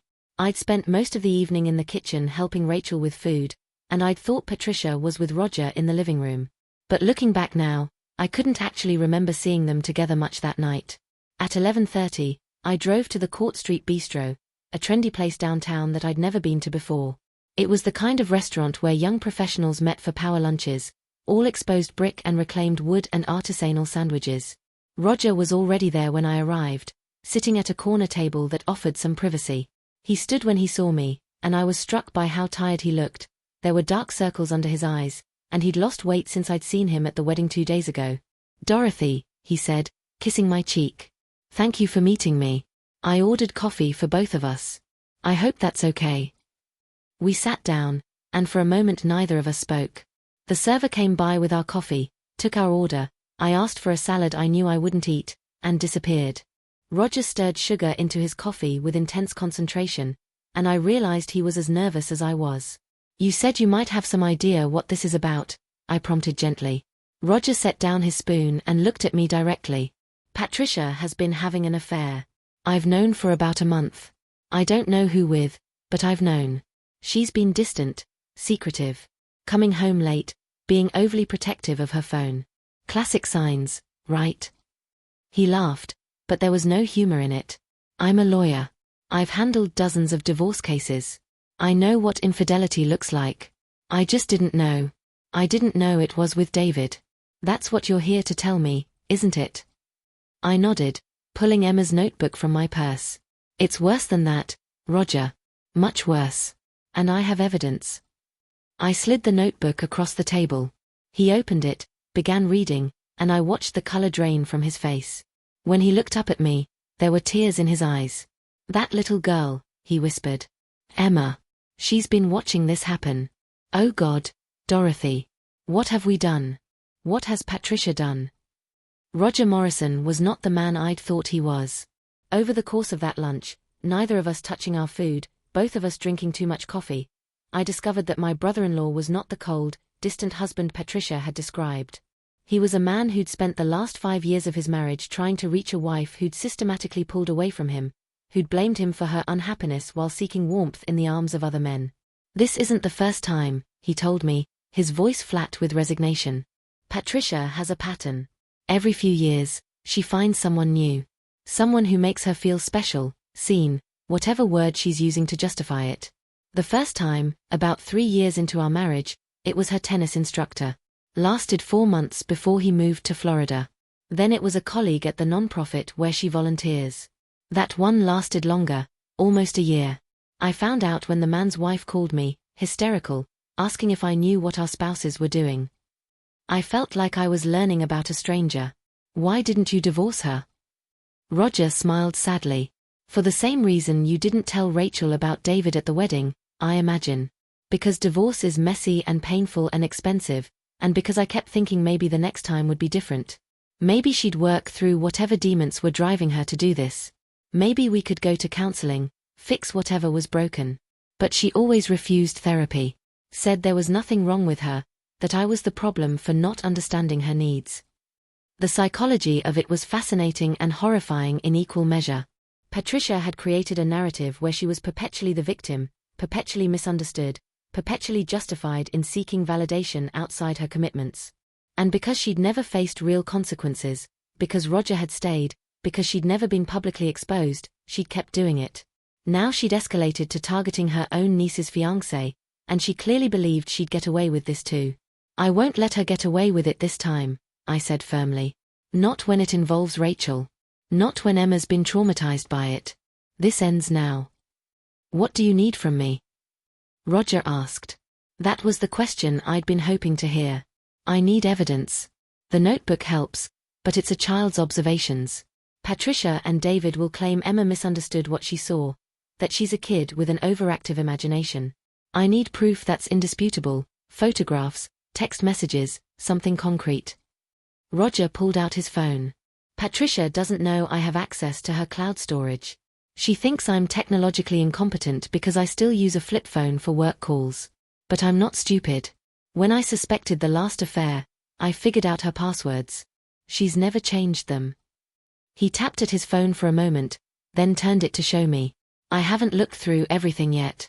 I've been too much of a coward, honestly. But if there's evidence in here. The screen showed Patricia's photo library, hundreds of images organized by date. Roger scrolled to March and started opening files. Most were innocuous, pictures of her garden, selfies, photos of food at restaurants. But then he opened a folder labeled private and my breath caught. There were dozens of photos. Patricia and David together in settings that were clearly intimate. Him kissing her neck in what looked like a hotel room, her in lingerie posing for the camera, the two of them in bed together with the sheets strategically placed. The timestamps ranged from mid-March through June 14th, the day before the wedding. Oh my God, Roger breathed. She documented the whole thing. Why would she keep these? Narcissism, I said, the pieces clicking together. She wanted proof of her conquest. She wanted to be able to look back at these and remember how desired she felt. Patricia's always needed validation, but this goes beyond that. This is pathological. Roger was scrolling through the photos with a kind of detached horror, and then he stopped on one that made us both go still. It was a screenshot of a text conversation between Patricia and David, dated June 10th, 6 days before the wedding. Asterisk David, are you sure we should keep this up after the wedding? It's risky. Asterisk. Asterisk Patricia, don't tell me you're getting cold feet now. You're the one who said Rachel was just a means to an end. Asterisk. Asterisk David, she is. This marriage is about security and connections. You know that. But if anyone finds out about us, asterisk. Asterisk Patricia, no one will find out. Dorothy is clueless, and Emma's just a kid. Even if she's seen something, who's going to believe her over us? We're the adults here. Asterisk. Asterisk David, true. And honestly, the thought of having both of you is kind of appealing. Wife and mistress all in the same family. Very European. Asterisk. Asterisk Patricia, you're terrible. That's why I love this. Asterisk. Asterisk David, when can I see you next? I'm going crazy thinking about you. Asterisk. Asterisk Patricia, patience. After the wedding, after they're back from the honeymoon. Then we'll have all the time in the world. Asterisk. I felt sick reading it. The casualness of their betrayal, the calculation, the way they discussed Rachel like she was a prop in their drama rather than a human being with feelings. And Emma, the dismissive way they talked about her, assuming no one would believe a child, assuming she was too young to understand what she was seeing. This is what we need, Roger said, his voice shaking. This is the evidence. Dorothy, with this, we can destroy them both. I finished. Socially, professionally, morally. This gets out, David loses his job. Financial advisors can't afford to have their integrity questioned. And Patricia, well, this would devastate her reputation. All those charity boards she's on, all those country club memberships. Roger looked at me, and I saw my own rage reflected in his eyes. I want her to face consequences. For the first time in her life, I want Patricia to actually suffer for what she's done. Is that wrong? Am I a terrible person for wanting that? No, I said firmly. You're a person who's been betrayed and gaslit and manipulated for years. And I'm a grandmother who watched her granddaughter's childhood innocence get stolen by adult depravity. We're not terrible people. We're people who've finally had enough. We spent the next hour strategizing. Roger would download all the evidence from Patricia's cloud storage and send it to me, not just the photos and texts, but any emails, calendar entries, anything that could establish a timeline and pattern of behavior. I would talk to Rachel after she got back from her honeymoon. We debated the timing. Should we tell her immediately, ruin her trip? Or wait until she returned, let her have one last week of happiness? In the end, we decided to wait. Not because we wanted to deceive Rachel, but because we needed time to prepare. We needed to make sure we had everything documented, that we had a plan for how to tell her that wouldn't completely destroy her. And honestly, I needed time to figure out how to say the words. How do you tell your daughter that her brand new husband has been sleeping with her aunt? That her marriage is a lie before it's even really begun? There's one more thing, Roger said as we were leaving the restaurant. I want a divorce. Obviously. But I'm going to wait until after this all comes out with Rachel and David. Because I want Patricia to understand that her actions have consequences across the board. She doesn't just lose her affair. She loses her marriage, her reputation, probably most of her friendships. Everything. What about Roger Morrison, the man who believes in redemption and second chances? I asked, remembering how he'd described staying with Patricia through previous affairs. He died sometime during the last month, Roger said sadly. When I started realizing that my wife is a person I don't actually know, who's capable of hurting people I care about without remorse. I can forgive a lot of things, Dorothy. But going after Rachel? Traumatizing Emma? That's where my capacity for forgiveness ends. We parted ways in the parking lot, and I drove home feeling like I'd just enlisted in a war I'd never wanted to fight. But Emma was waiting for me when I got there. She'd walked home from school and let herself in with the spare key, and when she looked up at me with those dark, hopeful eyes and asked if I'd made progress, I knew I was fighting on the right side. We're going to win this, I told her. Uncle Roger is helping us. He has evidence, photos, text messages, everything we need to prove what they've been doing. Emma's relief was palpable. She'd been carrying this weight alone for so long, and now she had allies, adults who believed her and were taking action. We spent that evening going through everything, creating a timeline, organizing evidence. Emma was surprisingly analytical about it, approaching the task like the mystery novels she loved to read. She cross-referenced her notebook entries with the timestamps on the photos Roger had sent me, pointing out discrepancies in the stories David and Patricia had told various family members about their whereabouts. This one, she said, pointing to a photo dated April 14th. That's the day David told Mom he had to work late at the office. But this photo was taken at 6:30 p.m. in a hotel room. I know because I can see the clock on the nightstand. The attention to detail was both impressive and heartbreaking. No 10-year-old should be this good at documenting an affair. That night, after Emma went to bed, I allowed myself to cry for the first time since the wedding. I cried for Rachel, who was on her honeymoon believing she'd finally found her happily ever after. I cried for Emma, who'd lost her innocence watching adults betray each other. I cried for myself, for the loss of the sister I'd thought I had, for the family dinners that would never happen again, for the simplicity of a world where I trusted the people I loved. But I also felt something else beneath the grief, a cold, hard determination. Patricia had been right about one thing at the wedding. I was Dorothy Keegan, and Dorothy Keegan always tried to do the right thing. But she'd been wrong about what the right thing was. The right thing wasn't keeping the peace. The right thing wasn't protecting appearances. The right thing was burning down the lies and letting my daughter build her life on truth, no matter how painful that truth might be. Rachel and David returned from Bermuda on Saturday, tanned and happy and full of stories about snorkeling and beach sunsets. They came by my house for dinner, their first meal as a married couple with family. Emma and I had debated whether we could do this, sit across the table from David and pretend everything was normal. But we'd decided it was necessary, one last gathering before we detonated the bomb we'd been carefully constructing all week. David was particularly attentive that night, complimenting my cooking, asking Emma about school, playing the role of devoted husband and stepfather. I watched him and marveled at how good he was at it, how seamlessly he slipped into the performance. This was a man who could compartmentalize, who could sleep with his wife's aunt and then come home and kiss his wife without missing a beat. Sociopathic might be too strong a word, but there was definitely something cold at his core, something missing that most people had. Rachel glowed when she talked about the honeymoon, about the resort, about how David had surprised her with a couple's massage on their last day. I feel like the luckiest woman alive, she said, squeezing David's hand. I finally have everything I've ever wanted. Beside me, Emma went very still. I put my hand on her knee under the table, a silent reminder, soon. Very soon. Just hold on a little longer. After dinner, when Rachel and David were getting ready to leave, Rachel pulled me aside in the kitchen. Mom, thank you for this. For everything. For supporting me through the wedding planning, for being so welcoming to David. I know you had some reservations at first, but I hope you can see now how wrong you were. He's wonderful. He's exactly what Emma and I needed. I hugged my daughter, breathing in her familiar scent, the same lavender shampoo she'd been using since high school, and I thought about how much I was about to hurt her. How in just a few days, I was going to shatter this happiness she was radiating.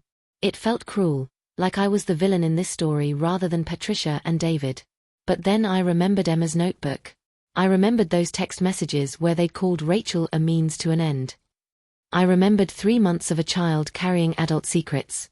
And I knew that letting Rachel continue in ignorance would be the real cruelty. "I love you, sweetheart," I whispered.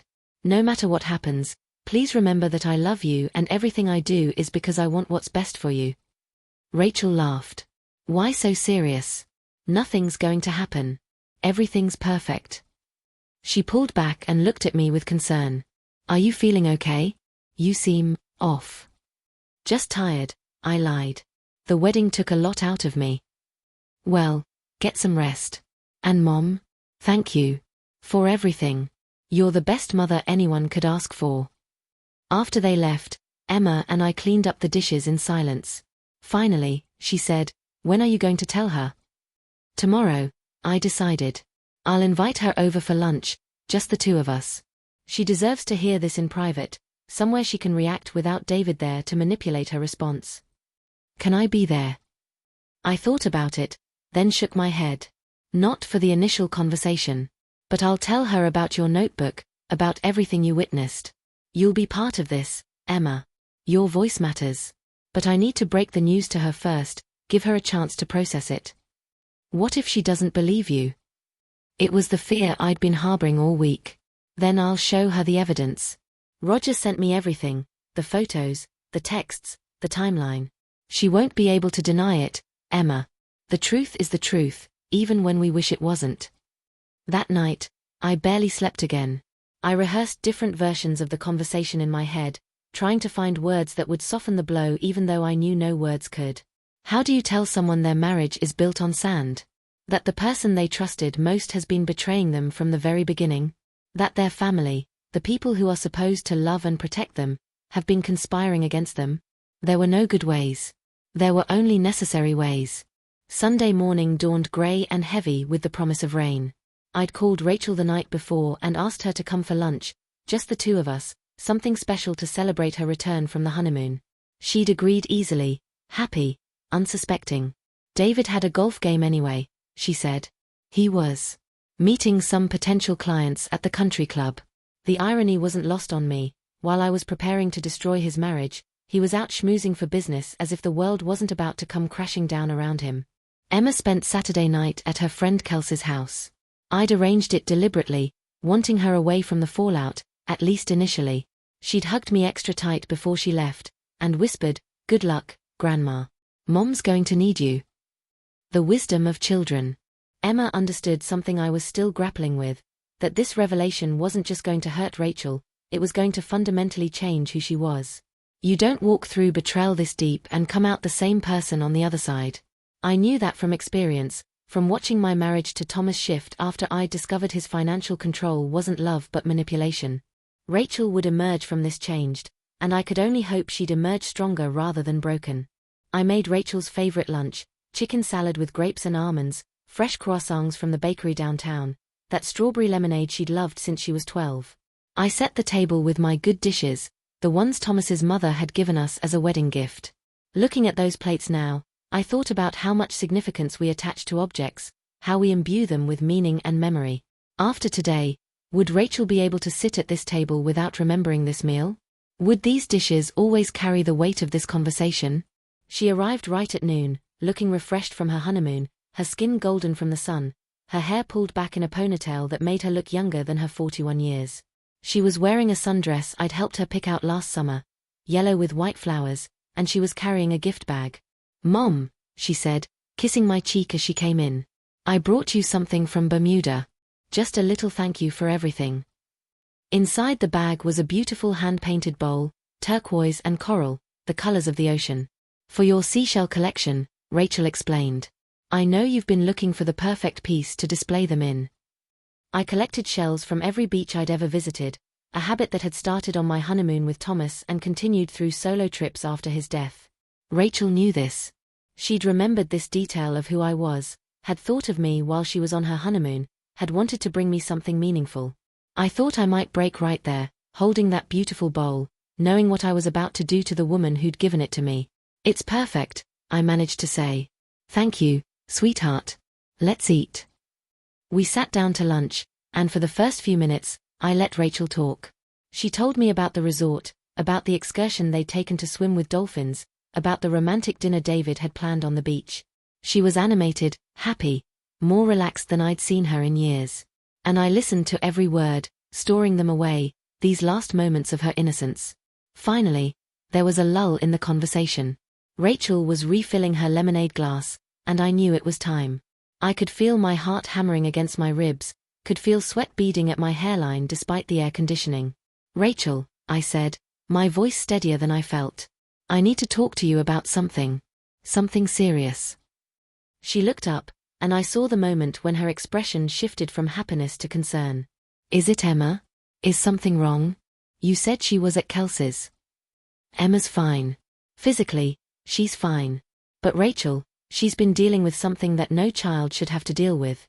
Something that happened because the adults around her failed to protect her." Rachel set down her glass slowly. "Mom, you're scaring me. What are you talking about?" I pulled Emma's notebook from where I'd tucked it beside my chair. I set it on the table between us, that cheerful butterfly cover suddenly seeming obscene given the contents inside. "Before I show you this, I need you to know that what you're about to learn is going to hurt.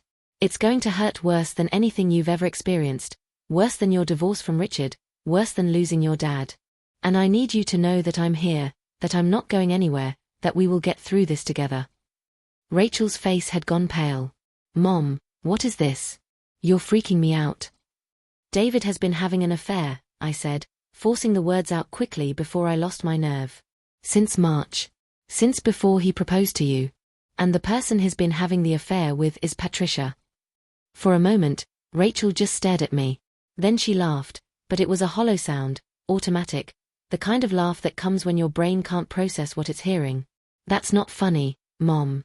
Why would you even joke about something like—" "I'm not joking." I pushed the notebook toward her. "Emma has been witnessing their affair for months. She's been documenting it because she didn't know what else to do, because when she tried to tell you, you told her she was imagining things." Rachel opened the notebook with trembling hands. I watched her face as she read Emma's entries, watched the color drain completely, watched her lips move silently as she processed each devastating detail. She read for several minutes, flipping pages, going back to reread certain entries, and I could see her mind working, trying to find an alternative explanation, trying to make the words mean something other than what they clearly meant. "No," she finally whispered. "No, this is. Emma's a child. She misunderstood what she saw. David and Patricia are just friendly. They're family now. Of course they—" "Rachel, stop." I pulled out my phone and opened the folder Roger had sent me. "I have more evidence. Photos. Text messages. A complete timeline. Your daughter didn't misunderstand anything.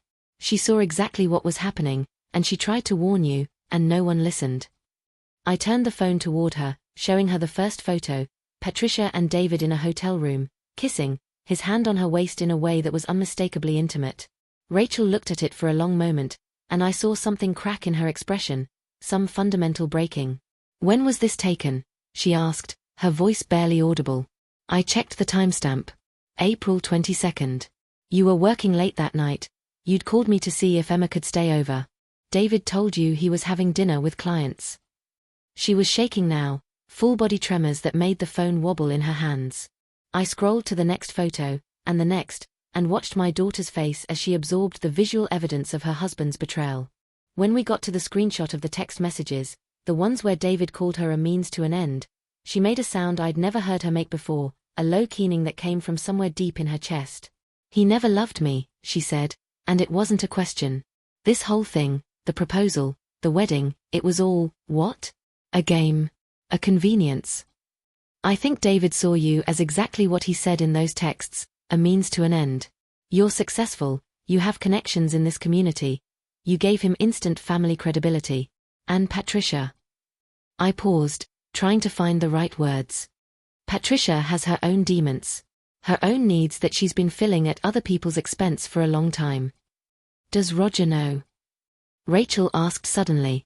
Does my uncle know that his wife is sleeping with my husband? He does now.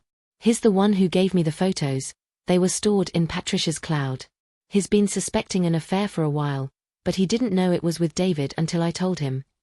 Rachel stood up abruptly, her chair scraping against the floor. She walked to the window, wrapping her arms around herself, staring out at the grey sky.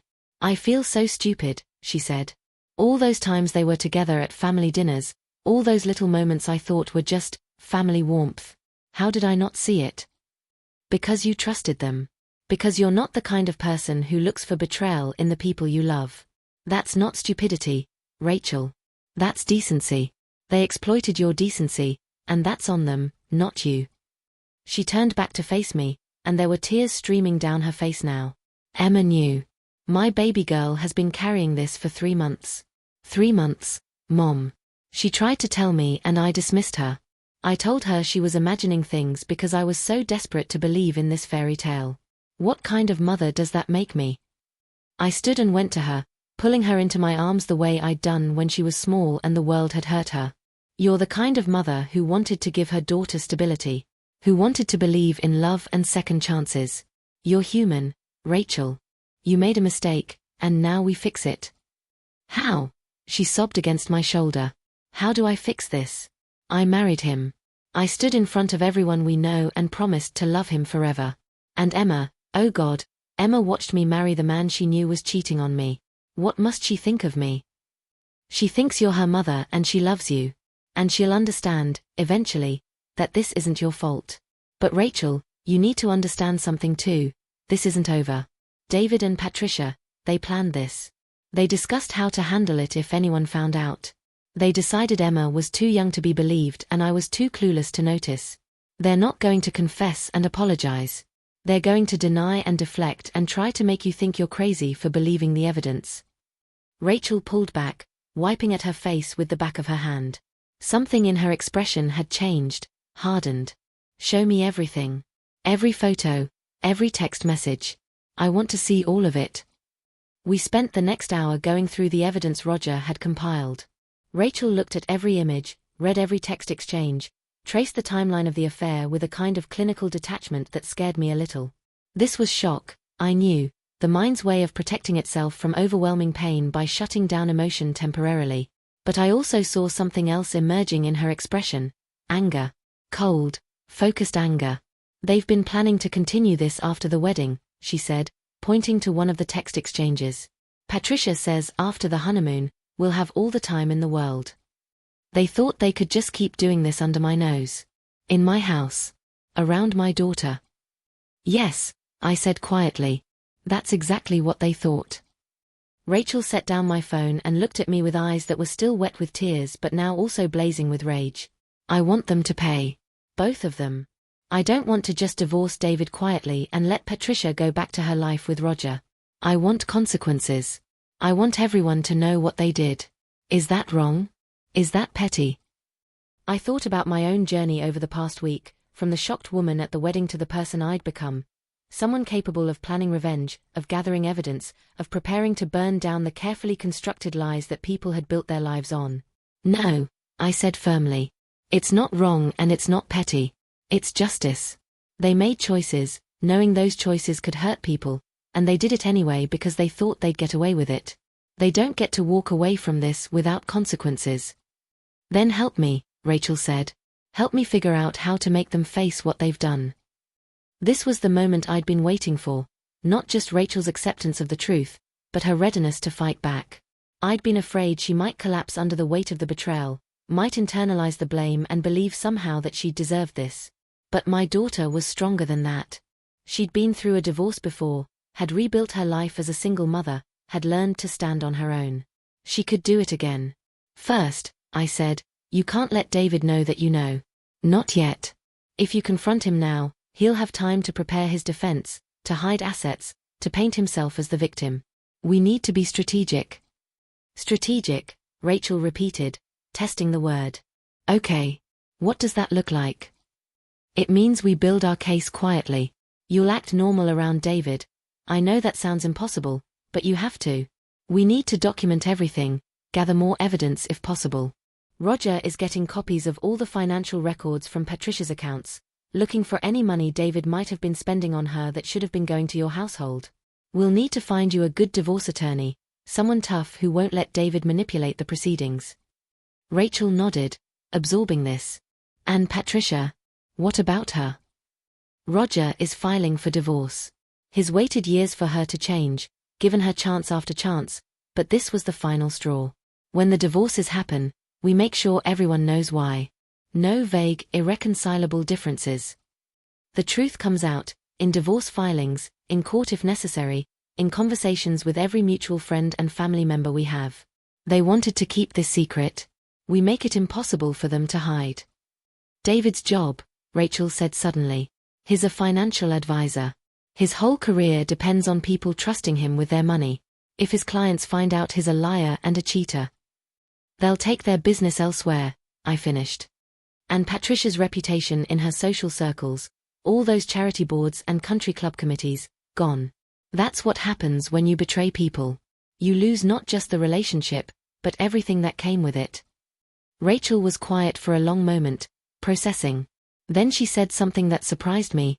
I want Emma to be part of this. Not the planning, she's too young for that.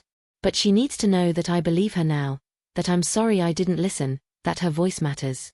She needs to see that telling the truth, even when it's hard, even when it hurts people you love, is the right thing to do. We can arrange that, I said. In fact, why don't I call Kelsey's mom and see if she can bring Emma home? I think your daughter needs to see you right now. She needs to know you're okay.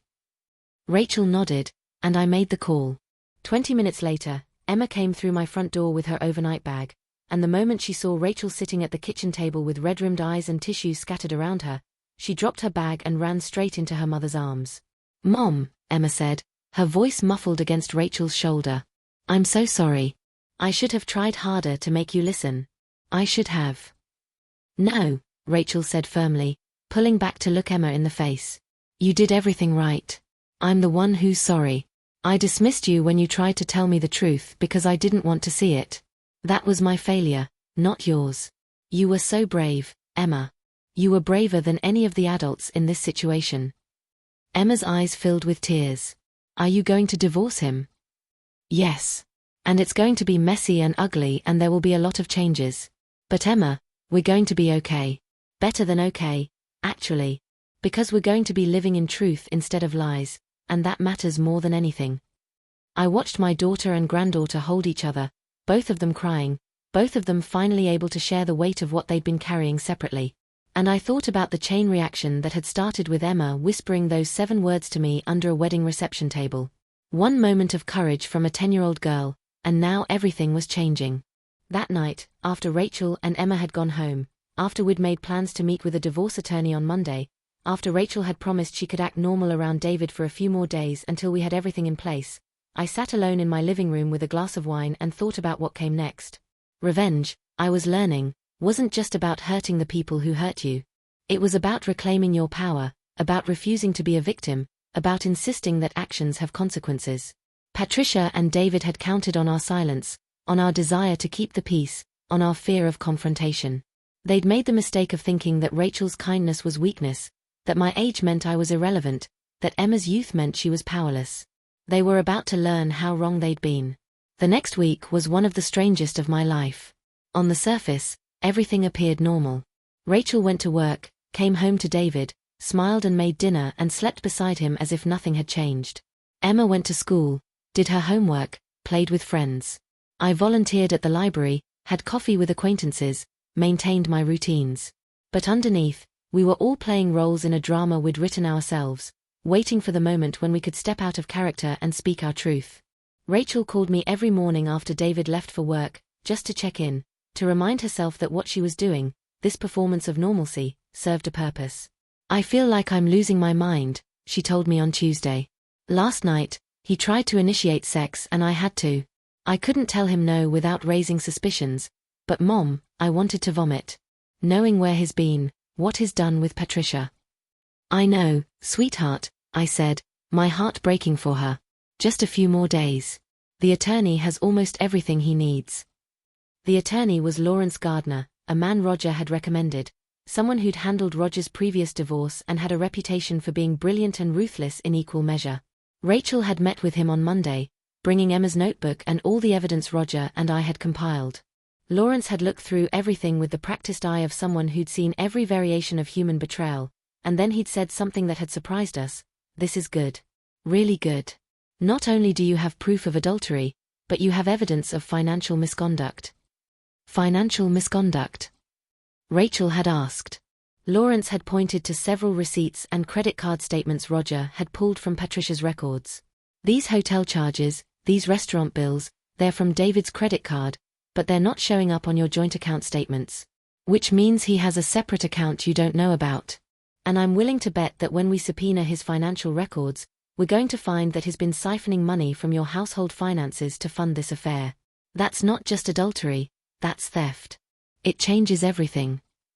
Now, on Wednesday afternoon, I was sitting in Lawrence's office with Roger while he went through the preliminary financial analysis his investigator had run on David. The numbers were damning. "Your son-in-law," Lawrence said, his tone dry, "is quite good at hiding money.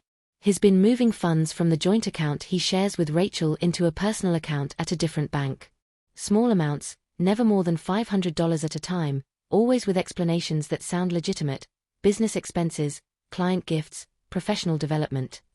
But when you add it up over the past 6 months, he's moved almost $20,000. Roger whistled low. "That's embezzlement." "Technically, it's more complicated than that since they're married and it's a joint account. But ethically and morally, yes, it's embezzlement. He was taking money that should have been going toward household expenses, toward Emma's needs, and using it to wine and dine his mistress." "Can we use this in the divorce?" I asked. "Absolutely. And here's the beautiful part: because he was so careful to hide these transactions, because he created a separate account without Rachel's knowledge, we can argue that this demonstrates a pattern of deception and financial control. It's not just about the affair anymore. It's about the fundamental trustworthiness of this man, his fitness as a spouse and a stepfather. The judge is going to look at this very unfavorably." Lawrence walked us through the strategy for the next several days. Rachel would continue to act normal, but she'd also start quietly documenting everything: when David came home late, when he was secretive with his phone, any behaviors that might support the case. Roger would finish gathering all of Patricia's financial records and would file his own divorce petition on Friday. And on Saturday, when David was playing golf again, Rachel would move out with Emma, taking them to stay with me while the legal proceedings began. "The key," Lawrence emphasized, "is that David doesn't see this coming. If he has warning, he'll start moving money, hiding assets, creating narratives that make him look like the victim. We want to hit him when he's completely unprepared." I left that meeting feeling like a general planning a military campaign. Every detail mattered. Every piece had to fall into place at exactly the right moment. And lurking beneath all the tactical planning was a simmering rage, not just at David and Patricia, but at the situation they'd created, the pain they'd caused, the innocence they'd stolen from Emma. Thursday evening, Patricia called me. It was the first time I'd spoken to her since the wedding, and seeing her name on my caller ID made my stomach clench with fury and something else. Grief, maybe, for the relationship we'd once had. "Dot," she said when I answered, her voice casual, unsuspecting. "I was thinking we should get together for lunch this weekend. You, me, Rachel. Maybe hit that new place downtown everyone's been talking about." The audacity of it stunned me. She wanted to sit across a table from Rachel and me, wanted to smile and make small talk and pretend she hadn't been systematically destroying my daughter's life for months. Did she think we'd never find out? Or did she just not care? "I don't think so, Patricia," I said, keeping my voice neutral. "I'm pretty busy this weekend." "Oh, come on. We haven't had a girls' day in forever. And I want to hear all about Rachel's honeymoon. She's been so quiet lately, barely answering my texts." Of course Rachel had been quiet. She'd been too busy trying not to scream at Patricia through the phone, trying not to reveal that she knew everything. "Maybe another time," I said. "Listen, I need to go. I have something on the stove." "Wait," Patricia said, and there was something different in her voice now, sharper. "Is everything okay? You've been acting strange since the wedding. Did I do something to upset you?" The question was so absurd it was almost funny. Did you do something to upset me? You mean besides sleeping with my daughter's husband and traumatizing my granddaughter? Besides threatening to destroy my credibility if I exposed you? Besides being exactly the kind of person I never thought my own sister could be? Everything's fine, I said, matching her fake cheerfulness with my own. I'm just tired. The wedding took a lot out of me. Well, take care of yourself. We're not getting any younger, you and I. Can't burn the candle at both ends like we used to. After I hung up, I sat with my phone in my hand, shaking with suppressed rage. We're not getting any younger. As if age were the issue here. As if what she'd done could be excused by some midlife crisis or existential searching. Patricia was 61 years old, plenty old enough to understand consequences, to know the difference between right and wrong, to control her impulses. She'd made choices, deliberate and sustained choices, and now she was going to face what came from those choices. Friday morning, Roger filed for divorce. He'd warned me he was doing it, but I still felt a jolt when he texted to confirm it was done. The papers had been delivered to Patricia at her house, along with a temporary restraining order that barred her from contacting Roger except through attorneys. The restraining order had been Lawrence's idea, not because Patricia was violent, but because it sent a message. This wasn't going to be a friendly, amicable divorce. This was going to be scorched earth. Patricia called me an hour later, hysterical. Did you know about this? Did you know Roger was filing for divorce? Yes, I said simply. I knew. There was a shocked silence. Then, you told him. About David. You went behind my back, Anne. I didn't have to tell him anything. He already knew you were having an affair. He's known for weeks. I just helped him figure out who with. You had no right. Patricia's voice was shrill now, all pretense of composure gone. This is my marriage, my life. You couldn't stand to see me happy, could you? You've always been jealous. I was never jealous of you, Patricia, I interrupted. I pitied you. I felt sorry for you because you seemed so lost, so desperate for validation. But that pity ended when you decided to go after Rachel's husband. When you decided that your needs mattered more than your niece's happiness, more than your great-niece's well-being. You don't get to play the victim here. Roger will never get through with this, Patricia said, but there was fear in her voice now. I'll fight him. I'll take him for everything he's worth. Good luck with that. He has evidence, Patricia. Photos from your own phone. Text messages where you and David discuss continuing the affair after the wedding. Financial records showing the money David spent on you. You think a judge is going to look kindly on that? Another silence. Then, quietly, does Rachel know? Yes. She knows everything. When did you tell her? Sunday. The day after you got back from Bermuda. She's seen all the evidence. And she believed you? She believed a jealous old woman over her own husband. She believed her daughter's notebook, I said coldly. She believed the photos and text messages. She believed the truth, Patricia, something you haven't told anyone in a very long time. Patricia started to cry, not the honest tears of remorse, but the manipulative tears of someone who'd been caught and was trying to find an angle. Please. Please don't let her do anything rash. David. He's not what you think. We're in love. Really in love. I know it started wrong, but sometimes these things happen. Sometimes you can't control who you fall for. Then you should have stayed away from him, I said. You should have told Rachel you had feelings for David and recused yourself from the situation like an adult with a conscience. Instead, you pursued a relationship with your niece's fiancé, carried on with him through her wedding, and planned to continue the affair indefinitely. That's not love, Patricia. That's narcissism. You don't understand what it's like, Patricia sobbed. You don't know what it feels like to be invisible in your own marriage, to want someone to actually see you. I've been a widow for 29 years, I cut her off. I know exactly what it's like to be alone. And I never once thought that entitled me to destroy someone else's relationship. Being unhappy doesn't give you permission to hurt people. What's going to happen now? Patricia asked, her voice small. Now? Now you face consequences. Roger is divorcing you. Rachel is divorcing David. And everyone, every single person in our family, in our social circle, is going to know why. You wanted to feel special? You wanted attention? Congratulations. You're going to get more attention than you ever wanted, and none of it is going to be positive. You can't do this to me, Patricia whispered. I'm your sister. Were, I corrected. You were my sister. The person I thought was my sister would never have done what you did. I don't know who you are anymore, Patricia. I'm not sure I ever did. I hung up before she could respond. My hands were shaking, my heart pounding, but underneath the adrenaline was something else, a sense of rightness. I'd spent 63 years being the peacekeeper, the mediator, the one who smoothed things over and made excuses for people's bad behavior. No more. Patricia wanted to paint me as the jealous, vindictive old woman. Fine. Let her.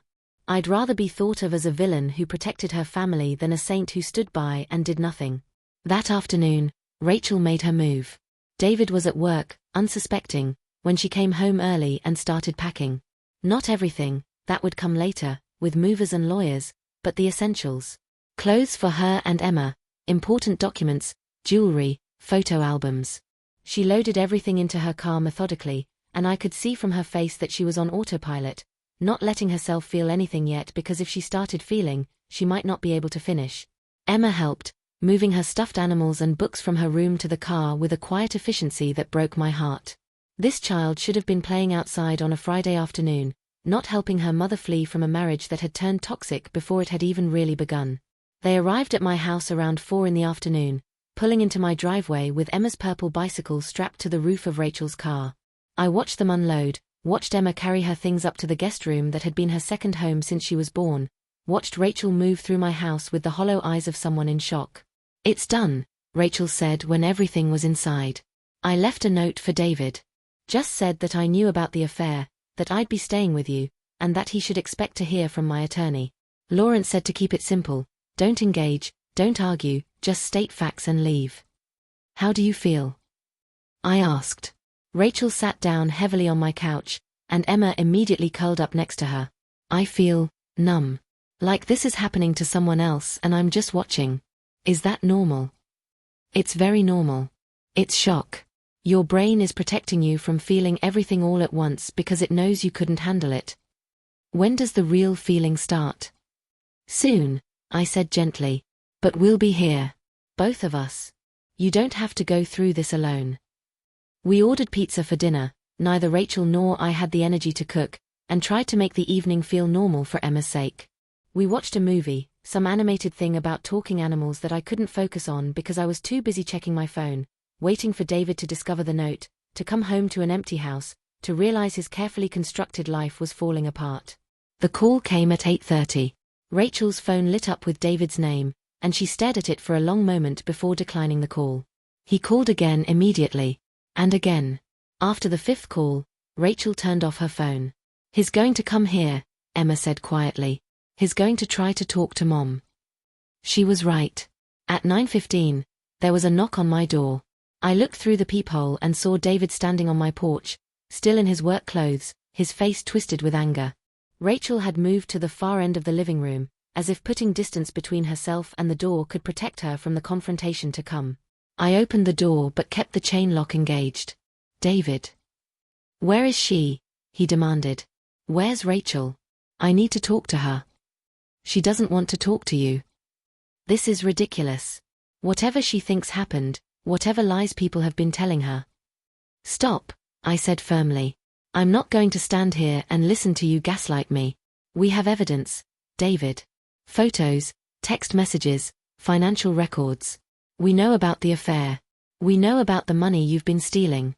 And we know that you never loved my daughter, you used her. His face went through several expressions, surprise, calculation, and finally, cold fury. You meddling bitch. This is your fault.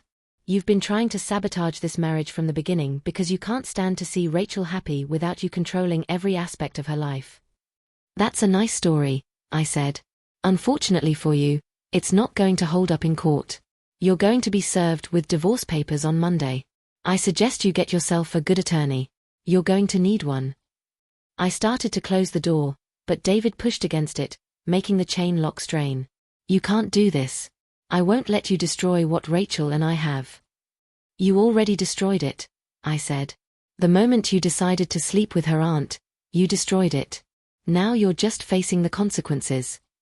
From behind me, Rachel's voice, "Mom, call the police." I pulled out my phone, and the moment David saw it, he stepped back from the door. "This isn't over," he said. "Tell Rachel this isn't over." Then he was gone, storming back to his car and peeling out of my driveway fast enough to leave tire marks on the pavement. I locked the door and turned to find Rachel shaking, Emma holding her hand tight. "Is he gone?" Rachel asked. "He's gone." But Emma was right. This is just the beginning. He's going to fight this. They both are. "Let them fight," Rachel said, and there was steel in her voice now. "I'm done being afraid. I'm done letting people like David and Patricia make me feel like I'm the one who's wrong for expecting basic decency. If they want a war, we'll give them a war." I looked at my daughter and saw not just hurt but determination. Not just anger but resolve. This was Rachel finding her strength, discovering that she could be more than the victim of someone else's cruelty. She could be the protagonist in her own story, the one who fought back and demanded justice. "Then let's give them a war," I agreed. The thing about revenge, real revenge, not the quick satisfaction of a slap or a shouted insult, is that it's a slow burn. It requires patience, strategy, and a willingness to endure discomfort while you wait for the pieces to fall into place. Over the next 2 weeks, Rachel, Emma, and I lived in a strange limbo. We were safe in my house, away from David's manipulations, but we were also waiting. Waiting for legal proceedings to move forward. Waiting for David and Patricia to realize they couldn't charm or threaten their way out of this. Waiting for the truth to spread through our community like ink in water, staining everything it touched. David was served with divorce papers on Monday morning at his office.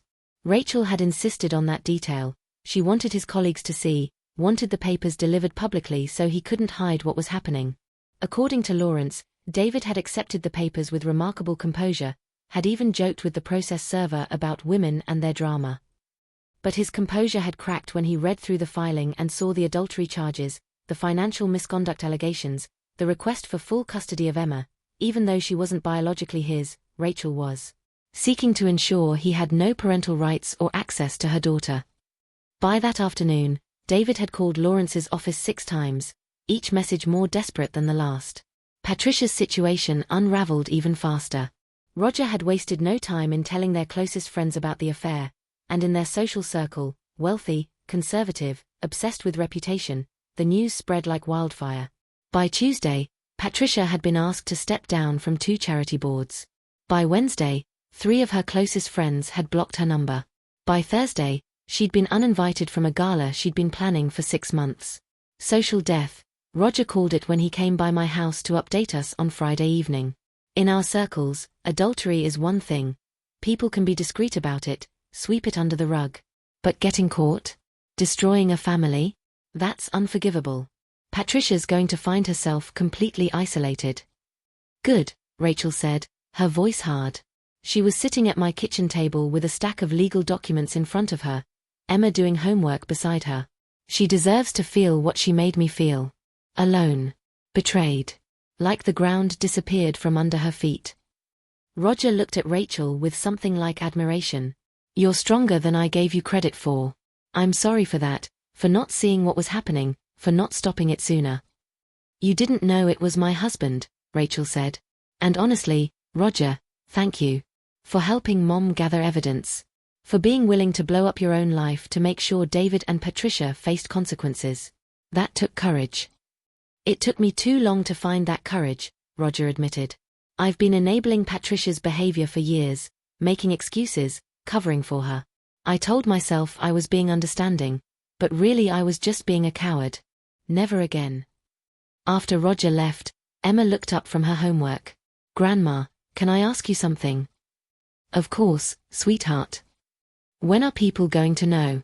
Like, everyone? My friends at school, their parents, everyone in town? When does that part happen?" It was a perceptive question. We'd been operating quietly, strategically, but Emma understood that real consequences required public exposure. Private pain wasn't enough. There had to be a reckoning that happened in the light, where everyone could see. "Soon," I said. "The divorce filings are public record. And once the court date is set, once we're actually in front of a judge, the details will come out in testimony. But you're right, that could take months. So we're going to speed things up a little. How? Rachel asked, looking up from her documents. I'd been thinking about this all week, weighing the ethics of it, wondering if I was crossing a line from justice into pure vindictiveness. But every time I second-guessed myself, I thought about Emma's notebook. I thought about a 10-year-old child documenting adult betrayal because none of the adults around her would listen. And my resolve hardened. I'm going to write about it, I said. Anonymously at first. There are forums online where people share their stories of betrayal and divorce. But I'll include enough details that anyone in our social circle will recognize the story. And once it's out there, once people are talking about it, the whispers will become conversations. The conversations will become confrontations. David and Patricia wanted to keep this secret. We're going to make it impossible for them to hide. Rachel was quiet for a long moment. Then she nodded slowly. Do it. And don't make it anonymous. Use our real names. I'm done protecting people who hurt me. I'm done pretending that keeping quiet is the same as keeping the peace. Rachel, are you sure?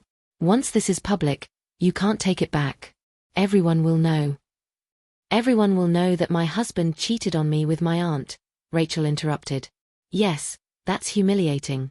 Yes, that makes me look like an idiot for not seeing it sooner. But you know what's worse? Staying silent and letting them control the narrative. Letting them tell people I'm crazy, that I'm making things up, that they're the victims of a vindictive ex-wife and bitter sister. No. The truth gets told, all of it, and they can live with the consequences. So that night, after Emma went to bed, Rachel and I sat at my computer and wrote it out. Every detail, from the first suspicions to Emma's notebook to the evidence Roger had gathered. We wrote about the wedding, about sitting at that table while David and Patricia played footsie beneath it, about Emma's whispered warning. We wrote about the photos and text messages, about David calling Rachel a means to an end, about Patricia's calculated cruelty when I'd confronted her. We didn't embellish. We didn't need to. The truth was damning enough on its own.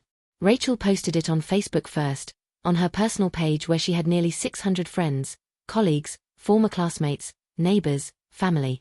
She posted it at 11 p.m. on a Friday night, when she knew people would be scrolling through their feeds, looking for entertainment or connection. Then she shared it to 3 local community groups, places where people gathered to discuss neighborhood news and events. By the time we went to bed at midnight, the post had been shared 17 times and had over 100 comments. By Saturday morning, it had gone viral, at least by our small-town standards. Over 300 shares. Comments numbering in the thousands. Messages flooding Rachel's inbox, some supportive, some morbidly curious, a few nastily skeptical. But the overall tone was clear, people believed us.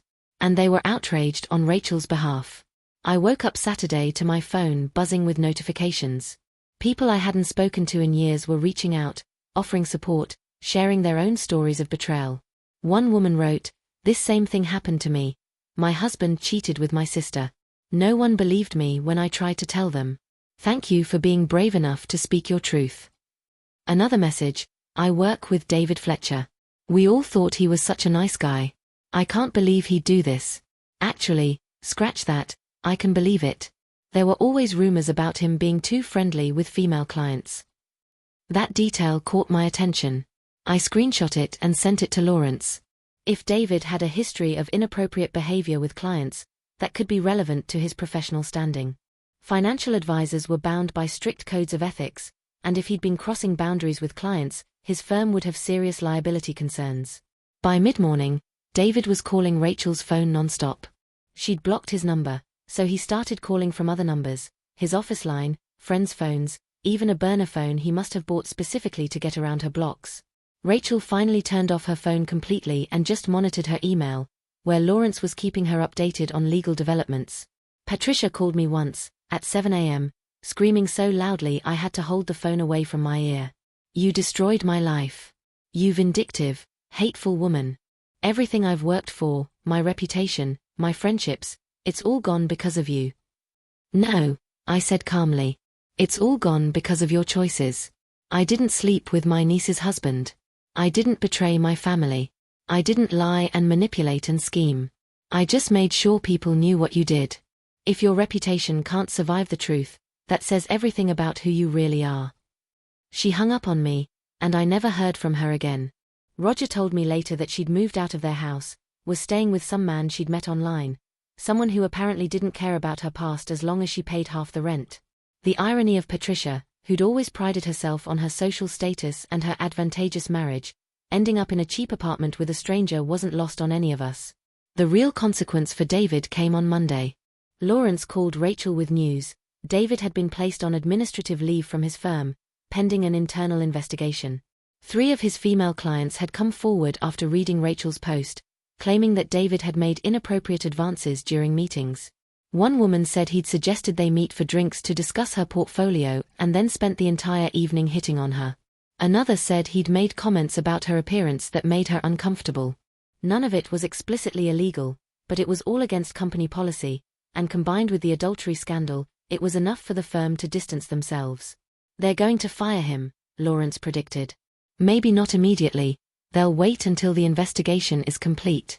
But the outcome is inevitable. No firm wants an advisor with this kind of baggage. Clients don't trust people who lie to their families. They figure if you'll betray your wife, you'll betray them too. That same week, Emma had her first therapy session. I'd found her a counselor who specialized in children who'd witnessed parental infidelity, and though Emma had been reluctant at first, "I'm fine, Grandma, I don't need to talk to a stranger," she'd come out of that first session looking lighter somehow, less burdened. Dr. Sarah said it's not my fault, Emma told us in the car ride home. She said sometimes kids think they should have done more to stop bad things from happening, but that's not fair because kids aren't responsible for adult choices. She said what I did, writing everything down, telling you, Grandma, that was exactly right. Dr. Sarah is very wise, Rachel said from the front seat, catching my eye in the rearview mirror. We'd both been worried about Emma, about how this trauma would shape her, about whether she'd be able to trust people after seeing the adults around her behave so badly. But Dr. Sarah was giving her tools to process it, language to understand it, and most importantly, validation that she'd done nothing wrong. By the end of that second week, David had moved out of the house he'd shared with Rachel, was living in her extended stay hotel near his office. Patricia had been officially dropped from every board and committee she'd been part of, and Roger had filed for full separation of assets, ensuring that Patricia would walk away from their marriage with far less than she would have gotten in a normal divorce. The prenup she'd signed years ago, the one she'd never thought she'd need to worry about, had a morality clause. Adultery voided most of her financial protections. She's going to end up with almost nothing, Roger told us during one of his visits. The house was in my name, purchased before we married. Her car is leased through my company. Most of the savings are in accounts I controlled. She'll get whatever the law mandates, but it won't be much. Certainly not enough to maintain the lifestyle she's grown accustomed to. How do you feel about that? I asked him. Roger considered the question carefully. Sad. Mostly. Not for her. I've run out of sympathy for Patricia. But sad that it came to this. That we couldn't figure out how to be happy together, or at least honest with each other. Sad that she chose to handle her unhappiness by destroying other people instead of working on herself. But also, relieved. For the first time in years, I feel like I can breathe. Like I'm not constantly waiting for the other shoe to drop, for the next affair, the next betrayal. It's over, and that's a gift. 3 weeks after Rachel's post went viral, we had our first court date, just a preliminary hearing to establish temporary custody arrangements and financial support. David showed up with an expensive attorney, a woman in a designer suit who looked like she ate opposing counsel for breakfast. But Lawrence was better. He presented Emma's notebook as evidence, along with printouts of the most damaging text messages and photos. He called Emma to the stand, just briefly, just to confirm that yes, she'd written these entries, and yes, she'd witnessed the affair firsthand. Emma was nervous, her voice small at first, but she grew stronger as she spoke. She looked directly at David when Lawrence asked if she felt safe around him, and she said, clearly and firmly, no. I don't trust him. He lied to my mom. He lied to all of us. And he didn't care that I could see what he was doing. He didn't care that it hurt me. David's attorney tried to paint Emma as a confused child, as someone who'd misunderstood innocent interactions. But then Lawrence showed the text message where David and Patricia had explicitly discussed Emma seeing them together, where they dismissed her as too young to be believed. The judge's expression hardened.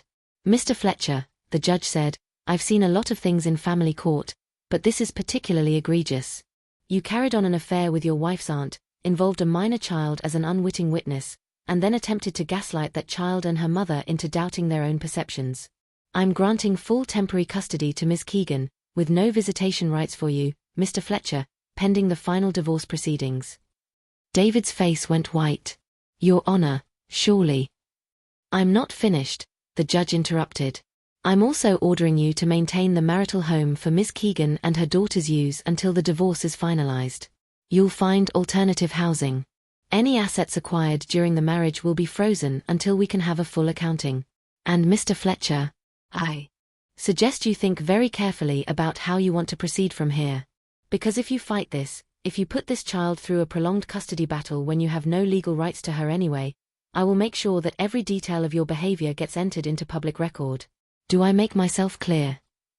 Yes, Your Honor, David said, his voice barely audible. We walked out of that courthouse into bright sunlight, and Rachel started laughing. Not hysterical laughter, but real, genuine amusement. Did you see his face?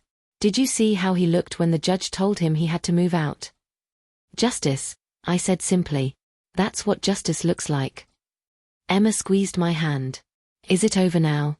Is it really over? Not completely, I admitted. There's still the final divorce, still details to work out. But the hard part? The part where we had to prove we were telling the truth, where we had to fight to be believed. That's over. We won, Emma. We won. That night, the three of us went out to dinner to celebrate. Nothing fancy, just the Italian restaurant Emma loved, with the breadsticks she could never get enough of. We sat in a booth in the back, and for the first time in weeks, we weren't talking about David or Patricia or divorce proceedings. We were just talking about normal things, Emma's upcoming science fair project, Rachel's plans to repaint the living room now that she had the house to herself, my idea to finally take that trip to the coast I'd been postponing for years. I want to come with you, Grandma, Emma said. To the ocean. I want to see if it's as beautiful as I've always imagined. Then you'll come, I said. Both of you will. We'll make it a girls' trip, just the three of us. Something to look forward to. Rachel reached across the table and took my hand. Thank you, Mom. For believing me. For believing Emma. For fighting for us when we didn't have the strength to fight for ourselves. Always, I said, squeezing her hand back. I will always fight for you. Both of you. That's what family does. And I meant it. Patricia had claimed that family was sacred, but she defined family as obligation, as blood ties that excused any behavior. I'd learned differently. Family was choice. Family was showing up when it mattered. Family was believing someone when they told you they were hurting, even when the truth was inconvenient or painful. Family was my daughter and my granddaughter, sitting across from me in a booth at an Italian restaurant, finally able to smile again after weeks of devastation. That was the family I'd fought for. And that was the family I'd won. The months that followed were a strange blend of healing and ongoing warfare. Rachel's divorce from David dragged on through the summer and into early fall, each court date revealing new layers of his deception. Lawrence's financial investigator discovered that David had been running a semi-fraudulent operation with some of his clients, nothing egregious enough to warrant criminal charges, but enough to get him officially fired from his firm and reported to the state licensing board. By September, David Fletcher was no longer a licensed financial advisor, was living in a studio apartment on the outskirts of town, and had declared bankruptcy. Karma, Rachel said when we heard the news. Or maybe just the natural consequences of being a fundamentally dishonest person. Patricia's fall was equally dramatic. The man she'd moved in with, a guy named Kyle who was 15 years younger and had a questionable employment history, kicked her out after 2 months when she couldn't pay her share of the rent. Roger had been meticulous in the divorce proceedings, ensuring that Patricia's settlement was the legal minimum, and what money she did receive went quickly. Last I heard, she was working as a cashier at a big box store on the edge of town, living in a one-bedroom apartment she could barely afford, and avoiding any place where she might run into people from her old life. Roger, for his part, seemed genuinely happier than I'd ever seen him. He'd thrown himself into his work, taken up painting as a hobby, and started dating a woman he'd met at a gallery opening, someone age-appropriate, employed, emotionally stable. I didn't realize how much energy I was spending just trying to manage Patricia's chaos, he told me over coffee one afternoon. Now that energy goes into actually living my life. It's revolutionary. But the real transformation was in Rachel. My daughter, who'd always been somewhat cautious, somewhat deferential, somewhat willing to minimize her own needs in service of keeping others comfortable, became fierce. She threw herself into therapy, both individual and with Emma, working through the betrayal and the self-blame and the complicated grief of losing something that had never really existed in the first place. She redecorated the house completely, painted over the colors she'd chosen with David, replaced furniture they'd bought together, created new spaces that had no memory of him in them. She changed her name back to her maiden name, Keegan, telling the judge she wanted no reminder of the Fletcher marriage. And she started dating again, cautiously, thoughtfully, but with a newfound confidence that was beautiful to watch. "I know what red flags look like now," she told me one evening when she was over for dinner. "I know what love bombing and manipulation look like. I won't be fooled again." Emma, too, was changing. Still only 10, but with an old soul that had been forged in fire. Her therapist said she was processing the trauma remarkably well, that having her truth believed and validated had prevented a lot of the damage that often came from this kind of betrayal. She was writing more stories now, instead of documentary evidence, and talking about becoming a writer when she grew up, someone who told important truths. "Like you did, Grandma," she said. "When you wrote about what happened and posted it online. You told the truth even when it was scary and people didn't want to hear it. That matters." One unexpected consequence of going public with our story was the number of women who reached out to Rachel, to me, even to Emma, sharing their own experiences. Women who'd been cheated on, gaslit, made to feel crazy for trusting their instincts. Women who'd stayed silent because they were ashamed or scared or convinced that speaking up would only make things worse. Rachel started a support group at our local community center, just an informal gathering once a week where women could share their stories and support each other through divorce and betrayal and recovery. "I never wanted to be defined by what David did to me," Rachel told the group at one of the early meetings. "But I realized that I could take that experience and use it to help other people. That's not being defined by trauma, that's being refined by it." I was so proud of her in that moment. Proud of the woman she'd become, the strength she'd found, the way she'd chosen to turn her pain into purpose. For me, the aftermath was more complicated. I'd lost a sister, or more accurately, I discovered I'd never really had the sister I thought I had. Patricia had been a stranger wearing familiar skin, someone who'd learned to mimic connection without ever really feeling it. I grieved for the relationship I'd imagined we had, for the childhood memories that were now tainted by adult knowledge, for the future family gatherings that would never happen. But I also felt a strange sense of liberation. For 63 years, I'd been carrying the weight of being the good daughter, the good sister, the good mother, always smoothing things over, always finding ways to excuse bad behavior, always prioritizing peace over truth. Now, having spoken up, having fought back, having refused to be complicit in my own family's destruction, I felt lighter, clearer, more myself than I'd been in decades. I retired from my library volunteering and started working on a book, a memoir about betrayal and family and finding your voice after a lifetime of silence. My agent, who'd found me after Rachel's post went viral and had been forwarded around publishing circles as an example of powerful narrative nonfiction, said it had real potential. "Stories like yours need to be told," she said. "There are so many women who think they're alone in this, who think asking for better treatment makes them selfish or demanding. You're showing them that it's okay to fight back." The book sold in October, to a small but prestigious press that specialized in women's memoirs. The advance wasn't huge, enough to fund that trip to the coast we'd been planning, but it wasn't about the money. It was about having my voice heard, about claiming space in the world to tell a story that mattered.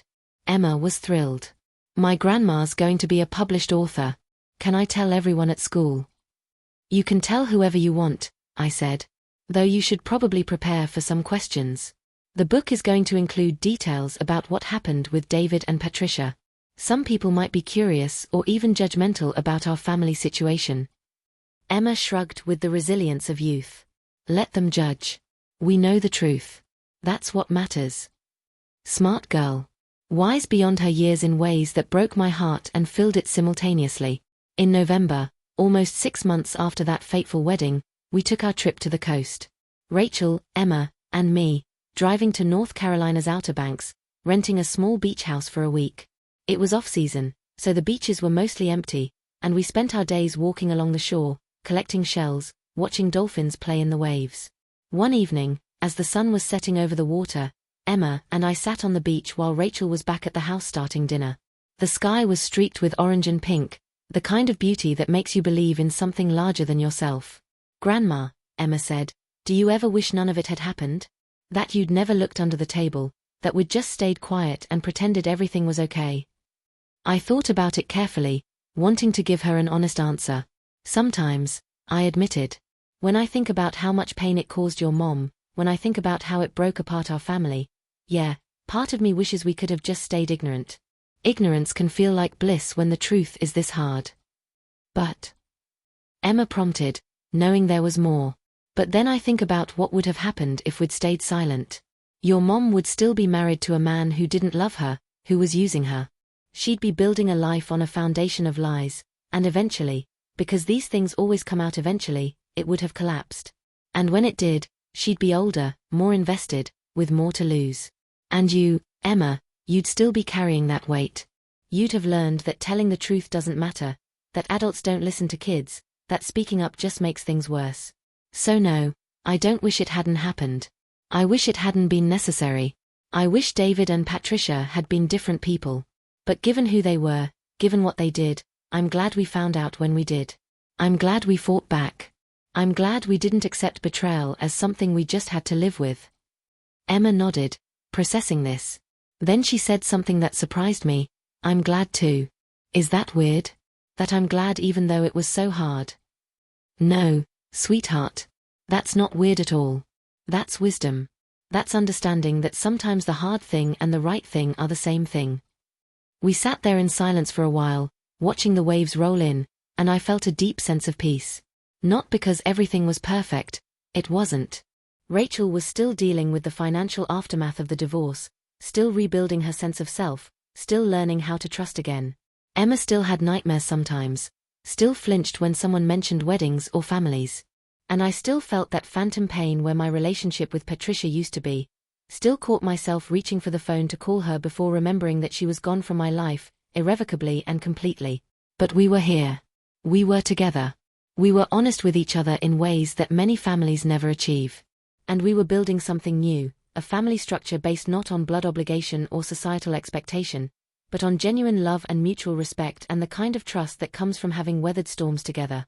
That night, after Emma was asleep, Rachel and I stayed up late on the deck of the beach house, drinking wine and listening to the ocean. "I'm thinking about writing a book too," Rachel said. "Not a memoir like yours, but maybe a guide for women going through divorce. Practical stuff, how to document evidence, how to choose a good attorney, how to protect your kids during the process. All the things I wish I'd known at the beginning." "I think that's a wonderful idea," I said. "You have so much knowledge to share, so much you've learned the hard way." "Mom," Rachel said, turning to look at me in the dim light from the house, "I need to tell you something. I need to thank you for not giving up on me, for seeing what I couldn't see, for being willing to blow up my life because you knew it needed to be blown up. That took courage. Real courage. And I'm not sure I ever properly thanked you for it." I reached over and took her hand. "You don't need to thank me. That's what mothers do. We protect our children, even when our children are adults, even when the protection hurts." "Still," Rachel insisted, "I'm grateful. And I want you to know that I see you differently now. Not just as my mom, but as a person. A strong, brave person who stood up to her own sister because it was the right thing to do. You're kind of my hero." I felt tears prick my eyes. At 63 years old, I'd become my daughter's hero. Not by being perfect, not by never making mistakes, but by being willing to fight for what mattered when it would have been so much easier to look away. "You're my hero too," I told Rachel. "For surviving this.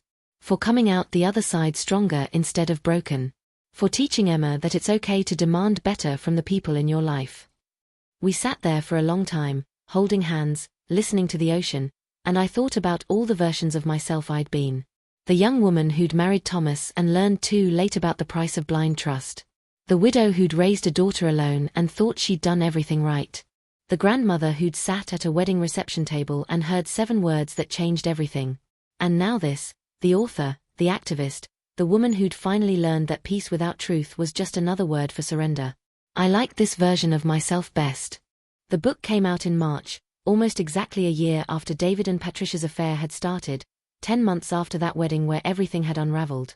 My publisher had wanted to time it for Mother's Day. They thought the themes of maternal protection and family betrayal would resonate with the gift-buying crowd. I'd been skeptical about the commercial calculation, but I couldn't argue with the results. The book sold well, better than anyone had expected for a first-time author in her 60s writing about a topic as uncomfortable as family betrayal.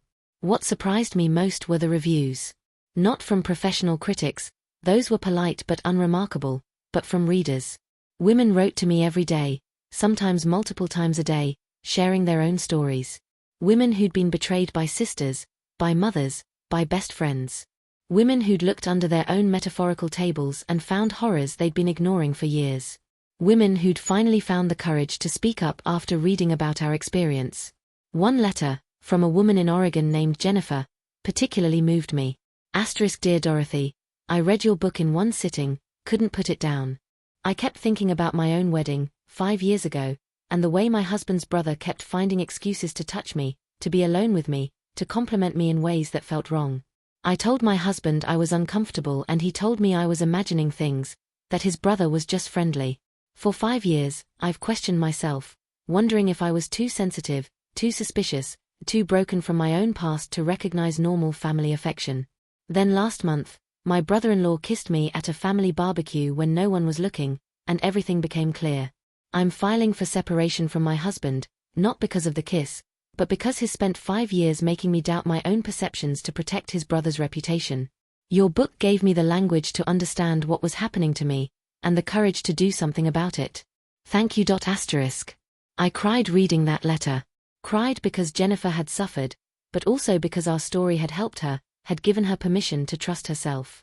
That's what I'd hoped the book would do, not just tell our story, but validate the stories of all the women who'd been gaslit, dismissed, told they were overreacting or imagining things. Rachel's divorce was finalized in February, and she celebrated by having a divorce party at the house. Nothing elaborate, just close friends, wine, and a ceremonial burning of her wedding dress in the backyard fire pit. Emma had helped her design the invitation. Join Rachel Keegan as she celebrates freedom, truth, and new beginnings. I'd been worried about the burning. Was it too dramatic, too vengeful? But Rachel insisted. I need a ritual, she explained. Something that marks this transition, that says the old me is gone and the new me is here. The me who accepts betrayal is dead. Long live the me who demands better. So we burned the dress, and as we watched the white fabric blacken and curl in the flames, Emma said, "It's kind of beautiful, actually. How something that was supposed to represent a beginning ended up representing an ending instead." Everything represents what we decide it represents, Rachel said. That dress doesn't mean betrayal anymore. Now it means transformation. Liberation. I thought about my own wedding dress, packed away in my attic somewhere, a symbol of a marriage that had been more complicated than I'd wanted to admit. Maybe I'd burn mine too, I thought. Maybe it was time to let go of the narrative I'd constructed around Thomas, to acknowledge that our marriage had been real and flawed and human, not the fairy tale I'd presented to Rachel. David, we heard through the grapevine, had left town entirely. Moved to another state where his reputation hadn't preceded him, was working some kind of sales job that didn't require licensing. He'd made one attempt to contact Rachel after the divorce was finalized, a rambling email full of half apologies and blame shifting, but she'd forwarded it to Lawrence and blocked him from every platform. I'm not interested in his redemption arc, she'd said. I'm not his therapist or his priest. He can work out his guilt with someone who's paid to care. Patricia had simply disappeared. Not literally, Roger kept tabs on her through the divorce proceedings, but she deleted all her social media, stopped responding to any attempts at contact, retreated into a life so small and isolated it was almost like she'd ceased to exist. Part of me felt guilty about that, about being complicit in her social destruction. But then I'd remember the text messages, the calculated cruelty, the way she dismissed Emma as too young to matter, and the guilt would evaporate. She made her choices, Emma said once when I'd mentioned feeling conflicted about Patricia's fate. We didn't make those choices for her. We just made sure she couldn't escape the consequences. Wise child. Sometimes I forgot she was only 11 now, still in elementary school, still playing with dolls and reading books about horses. She'd been forced to grow up too fast, to understand adult complications before she should have had to. But she'd also developed a moral clarity that most adults never achieve, a bone-deep understanding that truth matters, that integrity matters, that how we treat people when we think no one's watching reveals who we really are. In April, Rachel started dating someone new, a man named Thomas. The irony of the name wasn't lost on any of us, who was a teacher at Emma's school. He'd reached out to Rachel initially about Emma's creative writing, wanted to recommend her for an advanced program, and somehow they'd ended up talking about everything else. Their first date had been coffee at a bookstore, nothing fancy, just conversation and mutual interest and the beginning of something that might become real. "I'm not rushing anything," Rachel told me after their third date. "I'm taking it slow, being careful, watching for red flags. But Mom, he's different. He's genuine. He doesn't try to impress me with expensive restaurants or grand gestures. He just shows up. He listens. He respects boundaries. Is it weird that those things feel revolutionary?" "It's not weird," I assured her. "It's what happens when you've experienced the counterfeit. The real thing looks extraordinary by comparison." Emma liked Thomas the boyfriend, as opposed to Thomas the grandfather, a distinction she insisted on making. He didn't try too hard with her, didn't attempt to replace her father or act like some kind of savior. He just treated her like a person, asked about her writing, brought her books he thought she'd like. "He's okay," Emma said, which in 11-year-old speak was high praise. In May, Roger got remarried, a small ceremony, immediate family only, at a restaurant overlooking the river. He'd invited Rachel, Emma, and me, and we'd gone to celebrate his happiness. His new wife, Caroline, was everything Patricia wasn't: warm, genuine, secure in herself. She was an architect, divorced with 2 adult sons, and when she talked about her previous marriage, she was honest about its failures without being bitter or vindictive. "I spent 10 years trying to change him," Caroline told me at the reception. 10 years thinking if I just loved him enough, if I just tried hard enough, he'd become the person I needed him to be.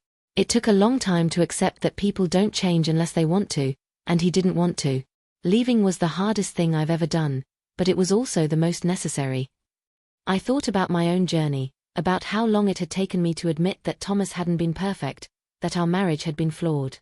That I'd spent decades protecting a narrative that served no one. "Why do we do that?" I asked her. "Why do women spend so much time and energy trying to make broken things work instead of just walking away?" Caroline considered this. "I think we're taught that our value comes from our ability to nurture, to fix, to make things better. Walking away feels like failure, like we didn't try hard enough. But sometimes walking away is the most radical act of self-love we can commit. It's saying my well-being matters as much as everyone else's." Roger joined us then, looking genuinely happy in a way I'd never seen during his marriage to Patricia. "Are you two solving all the world's problems over here?"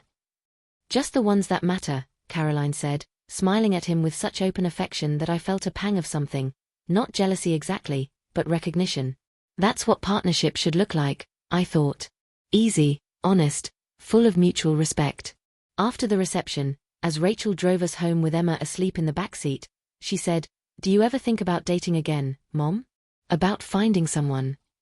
The question surprised me. "I'm 64 years old, Rachel. I think my dating days are behind me." "That's ridiculous. 64 is young. You're healthy, you're active, you just published a book. You have a lot of life left to live. Why should you live it alone?" "I'm not alone," I said. "I have you and Emma. I have my writing, my friends. I'm content." "Content," Rachel repeated. "That's different from happy." Was it? I'd spent so long conflating the two, telling myself that contentment was enough, that wanting more was greedy or unrealistic.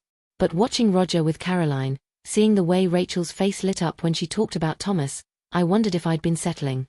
If I'd decided at 34, when Thomas died, that my romantic life was over, and had never questioned that decision. "I'll think about it," I told Rachel, which was as much of a commitment as I was ready to make. June brought Emma's 6th grade graduation, the end of elementary school, the beginning of middle school in the fall. She gave a speech as one of the top students in her class, and I watched her stand at that podium with confidence and poise, talking about resilience and truth and the importance of speaking up even when your voice shakes. Several people in the audience cried. I was one of them. After the ceremony, Emma found me in the crowd. "Did I do okay, Grandma?"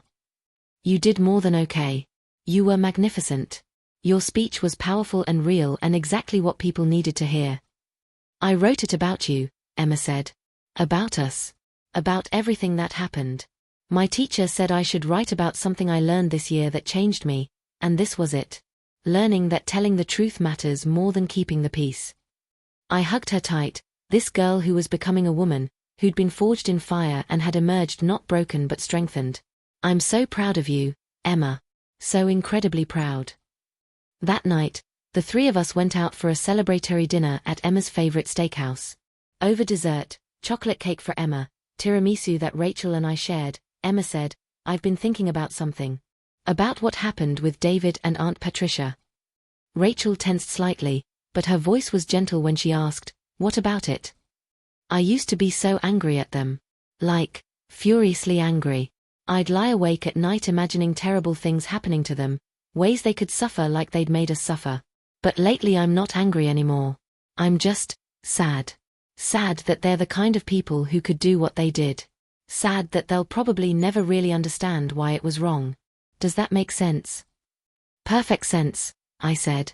That's what growth looks like, sweetheart. When you can look at the people who hurt you and feel pity instead of rage. That doesn't mean you excuse what they did or that you'd ever trust them again. It just means you're not carrying the poison of hatred around inside you anymore. Dr. Sarah said something similar, Emma admitted. She said forgiveness isn't about them, it's about me. About not letting what they did define who I become. Dr. Sarah is very wise, Rachel said, echoing what I told Emma a year ago. I don't think I'm ready to forgive them, Emma continued. Maybe I never will be. But I'm ready to stop giving them space in my head. I'm ready to focus on the good stuff, on Mom being happy with Thomas, on Grandma's book doing well, on me starting middle school. Is that okay? To just move on without forgiving? That's more than okay, Rachel said firmly. You don't owe anyone forgiveness, Emma. Not David, not Patricia, not anyone who's hurt you. Forgiveness is a gift you give when and if you choose to, not an obligation. Moving on and living well, that's enough. That's everything, actually. I watched them talk, my daughter and granddaughter, both of them wiser and stronger for what they'd endured, and I felt a deep sense of completion. Not because the story was over, stories never really end, they just transform into new chapters, but because we'd reached a place of peace. Not the false peace of pretending everything was fine, but the real peace that comes from having faced the worst and survived it. In July, my agent called with news. A production company was interested in optioning the book for a limited series. They wanted to tell our story, with changes, of course, with dramatization and creative license. But the core would remain: a family's betrayal, a grandmother's courage, a daughter's resilience, a child's wisdom. What do you think? My agent asked. It's good money, and it could mean a much wider audience for your story. I thought about it for exactly 3 seconds before saying yes. Not for the money, though that was nice, but for the reach. If our story could help one woman, could give one person permission to speak their truth, it was worth whatever discomfort came with being more publicly known. Rachel and Emma were thrilled. We're going to be famous, Emma said, immediately imagining herself walking red carpets and meeting celebrities. Not quite, I tempered. They'll probably cast actors to play us. We'll be consultants at most. But Emma's enthusiasm was infectious, and even Rachel, who'd been more private about the whole thing, admitted she was excited about the possibility of reaching more people. If this helps even one woman leave a bad marriage, if it helps one kid find the courage to speak up, it's worth it. In August, I did something I hadn't done in 3 decades. I went on a date. His name was Michael, he was 68, a retired literature professor I'd met at a book reading I'd done at the local university. He'd asked thoughtful questions about the memoir, had mentioned he'd been through his own difficult divorce years ago, and when he'd asked if I'd like to get coffee sometime, I'd surprised myself by saying yes.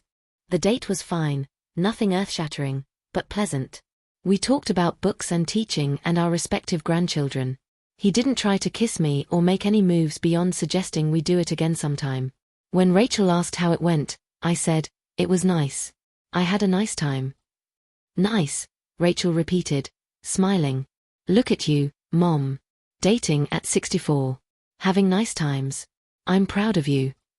It's terrifying, I admitted. I feel like a teenager who has no idea what she's doing. That's because you haven't done this in forever. But you'll figure it out. And Emma and I are here to give you terrible advice and embarrass you as much as possible.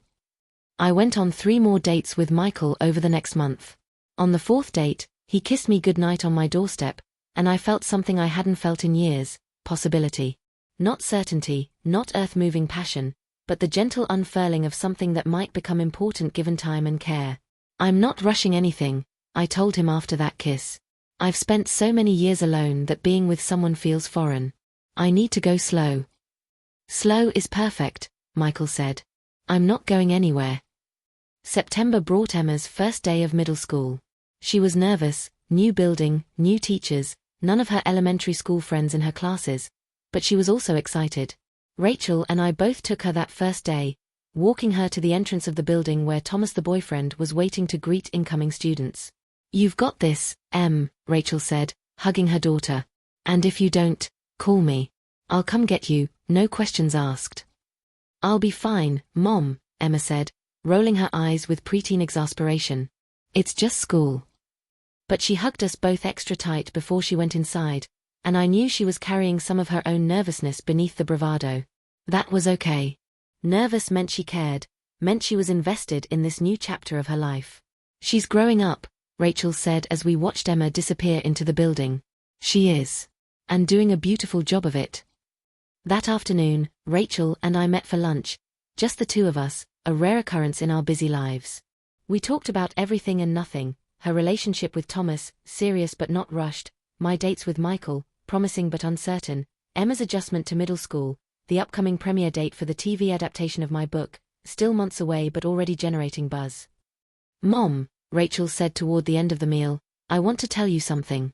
I've been thinking a lot about the wedding, about that moment when Emma whispered to you.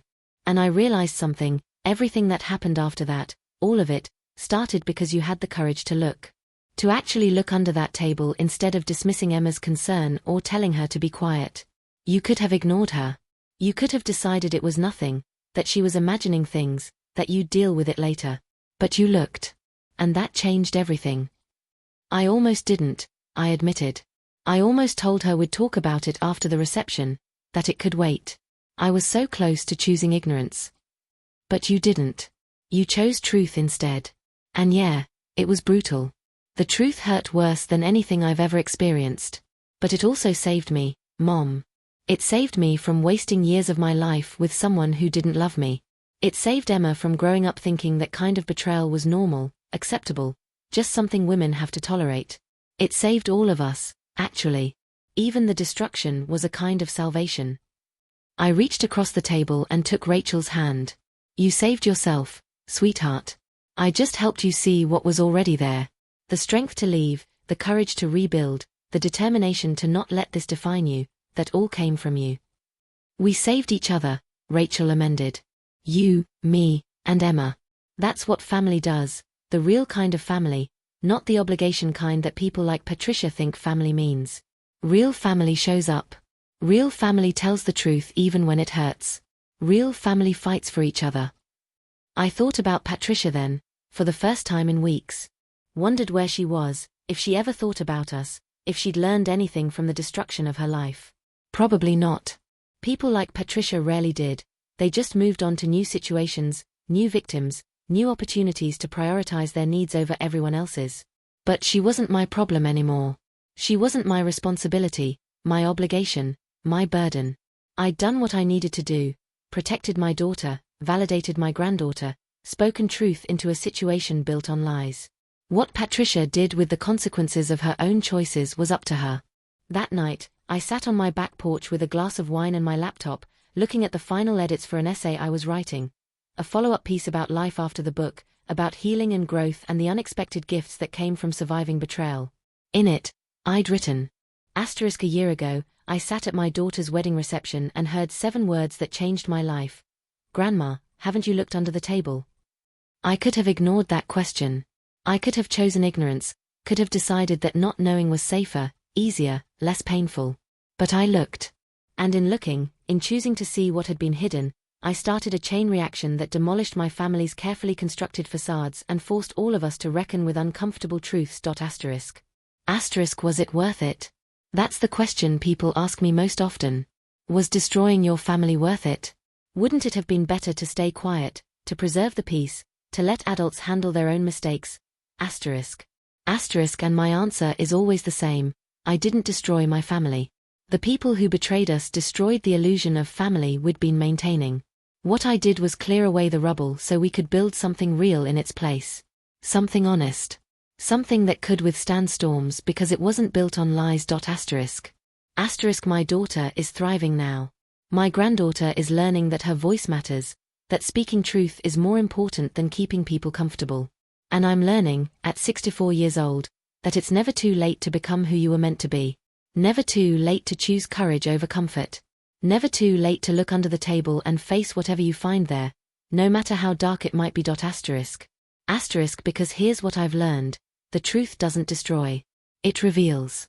It shows you what's real and what's illusion, what's worth keeping and what needs to be released. And sometimes, the kindest thing you can do for someone you love is force them to see the truth they've been avoiding, even if that truth breaks their heart. Asterisk. Asterisk, especially if that truth breaks their heart. Asterisk. Asterisk, because broken hearts heal. Broken spirits rebuild. But lives built on lies? Those just keep crumbling, slowly and invisibly, until one day you wake up and realize you don't recognize yourself or the world around you anymore. Asterisk. Asterisk, so yes. Looking under that table was worth it. Every painful, devastating, transformative moment that followed was worth it. Because now, when I look at my daughter and my granddaughter, when I look at my own reflection in the mirror, I see people who chose truth over comfort. People who survived betrayal and came out stronger, clearer, more authentically themselves. Asterisk. Asterisk, and that's worth everything. Asterisk. I saved the document and closed my laptop. Inside the house, my phone buzzed with a text from Michael. Asterisk, thinking about you. Hope you had a good day. Asterisk, simple, straightforward, honest. I smiled and texted back. Asterisk, had a wonderful day. Talk tomorrow. Asterisk. His response came immediately. Asterisk, I'd like that. Asterisk. I sat there in the gathering darkness, listening to crickets and the distant sound of children playing, and I thought about Emma's question from months ago. Was I happy? Not content. Not fine. Not managing. But actually, genuinely happy? And I realized the answer was yes. Complicated, messy, still healing, yes, but yes nonetheless. I was happy. Happy with who I'd become, happy with the relationships I'd fought to preserve and the ones I'd let go, happy with the life I was building in the aftermath of destruction. If you've made it this far in my story, if you've walked with me through betrayal and rage and grief and ultimately transformation, I want you to know something: your truth matters. Your pain matters. Your need to be believed and validated and protected, that matters. And if anyone ever tells you to stay quiet, to keep the peace, to not make waves, I want you to remember this story. Remember that sometimes keeping the peace means sacrificing yourself on the altar of other people's comfort. And you are worth more than that. So much more. Tell your truth. Look under the table. Face what you find there with courage and the knowledge that whatever comes after, however painful, however devastating, is better than living a lie. Because in the end, the only thing worse than a broken heart is a heart that was never whole to begin with, a life that was never really yours, a family built on foundations of deception. Choose truth. Choose yourself. Choose to look. It will be worth it. I promise you that. If this story resonated with you, if you've ever had to make the choice between peace and truth, I want to hear from you. Leave a comment below telling me where you're watching from and what part of this journey spoke to you most deeply. Your story matters too. And please, hit that subscribe button and check the description box below for more stories about women who found their strength, their voice, and their courage to fight back. Because we're not alone in this. None of us are. And together, our voices become impossible to ignore. Thank you for listening. Thank you for believing. Thank you for being here.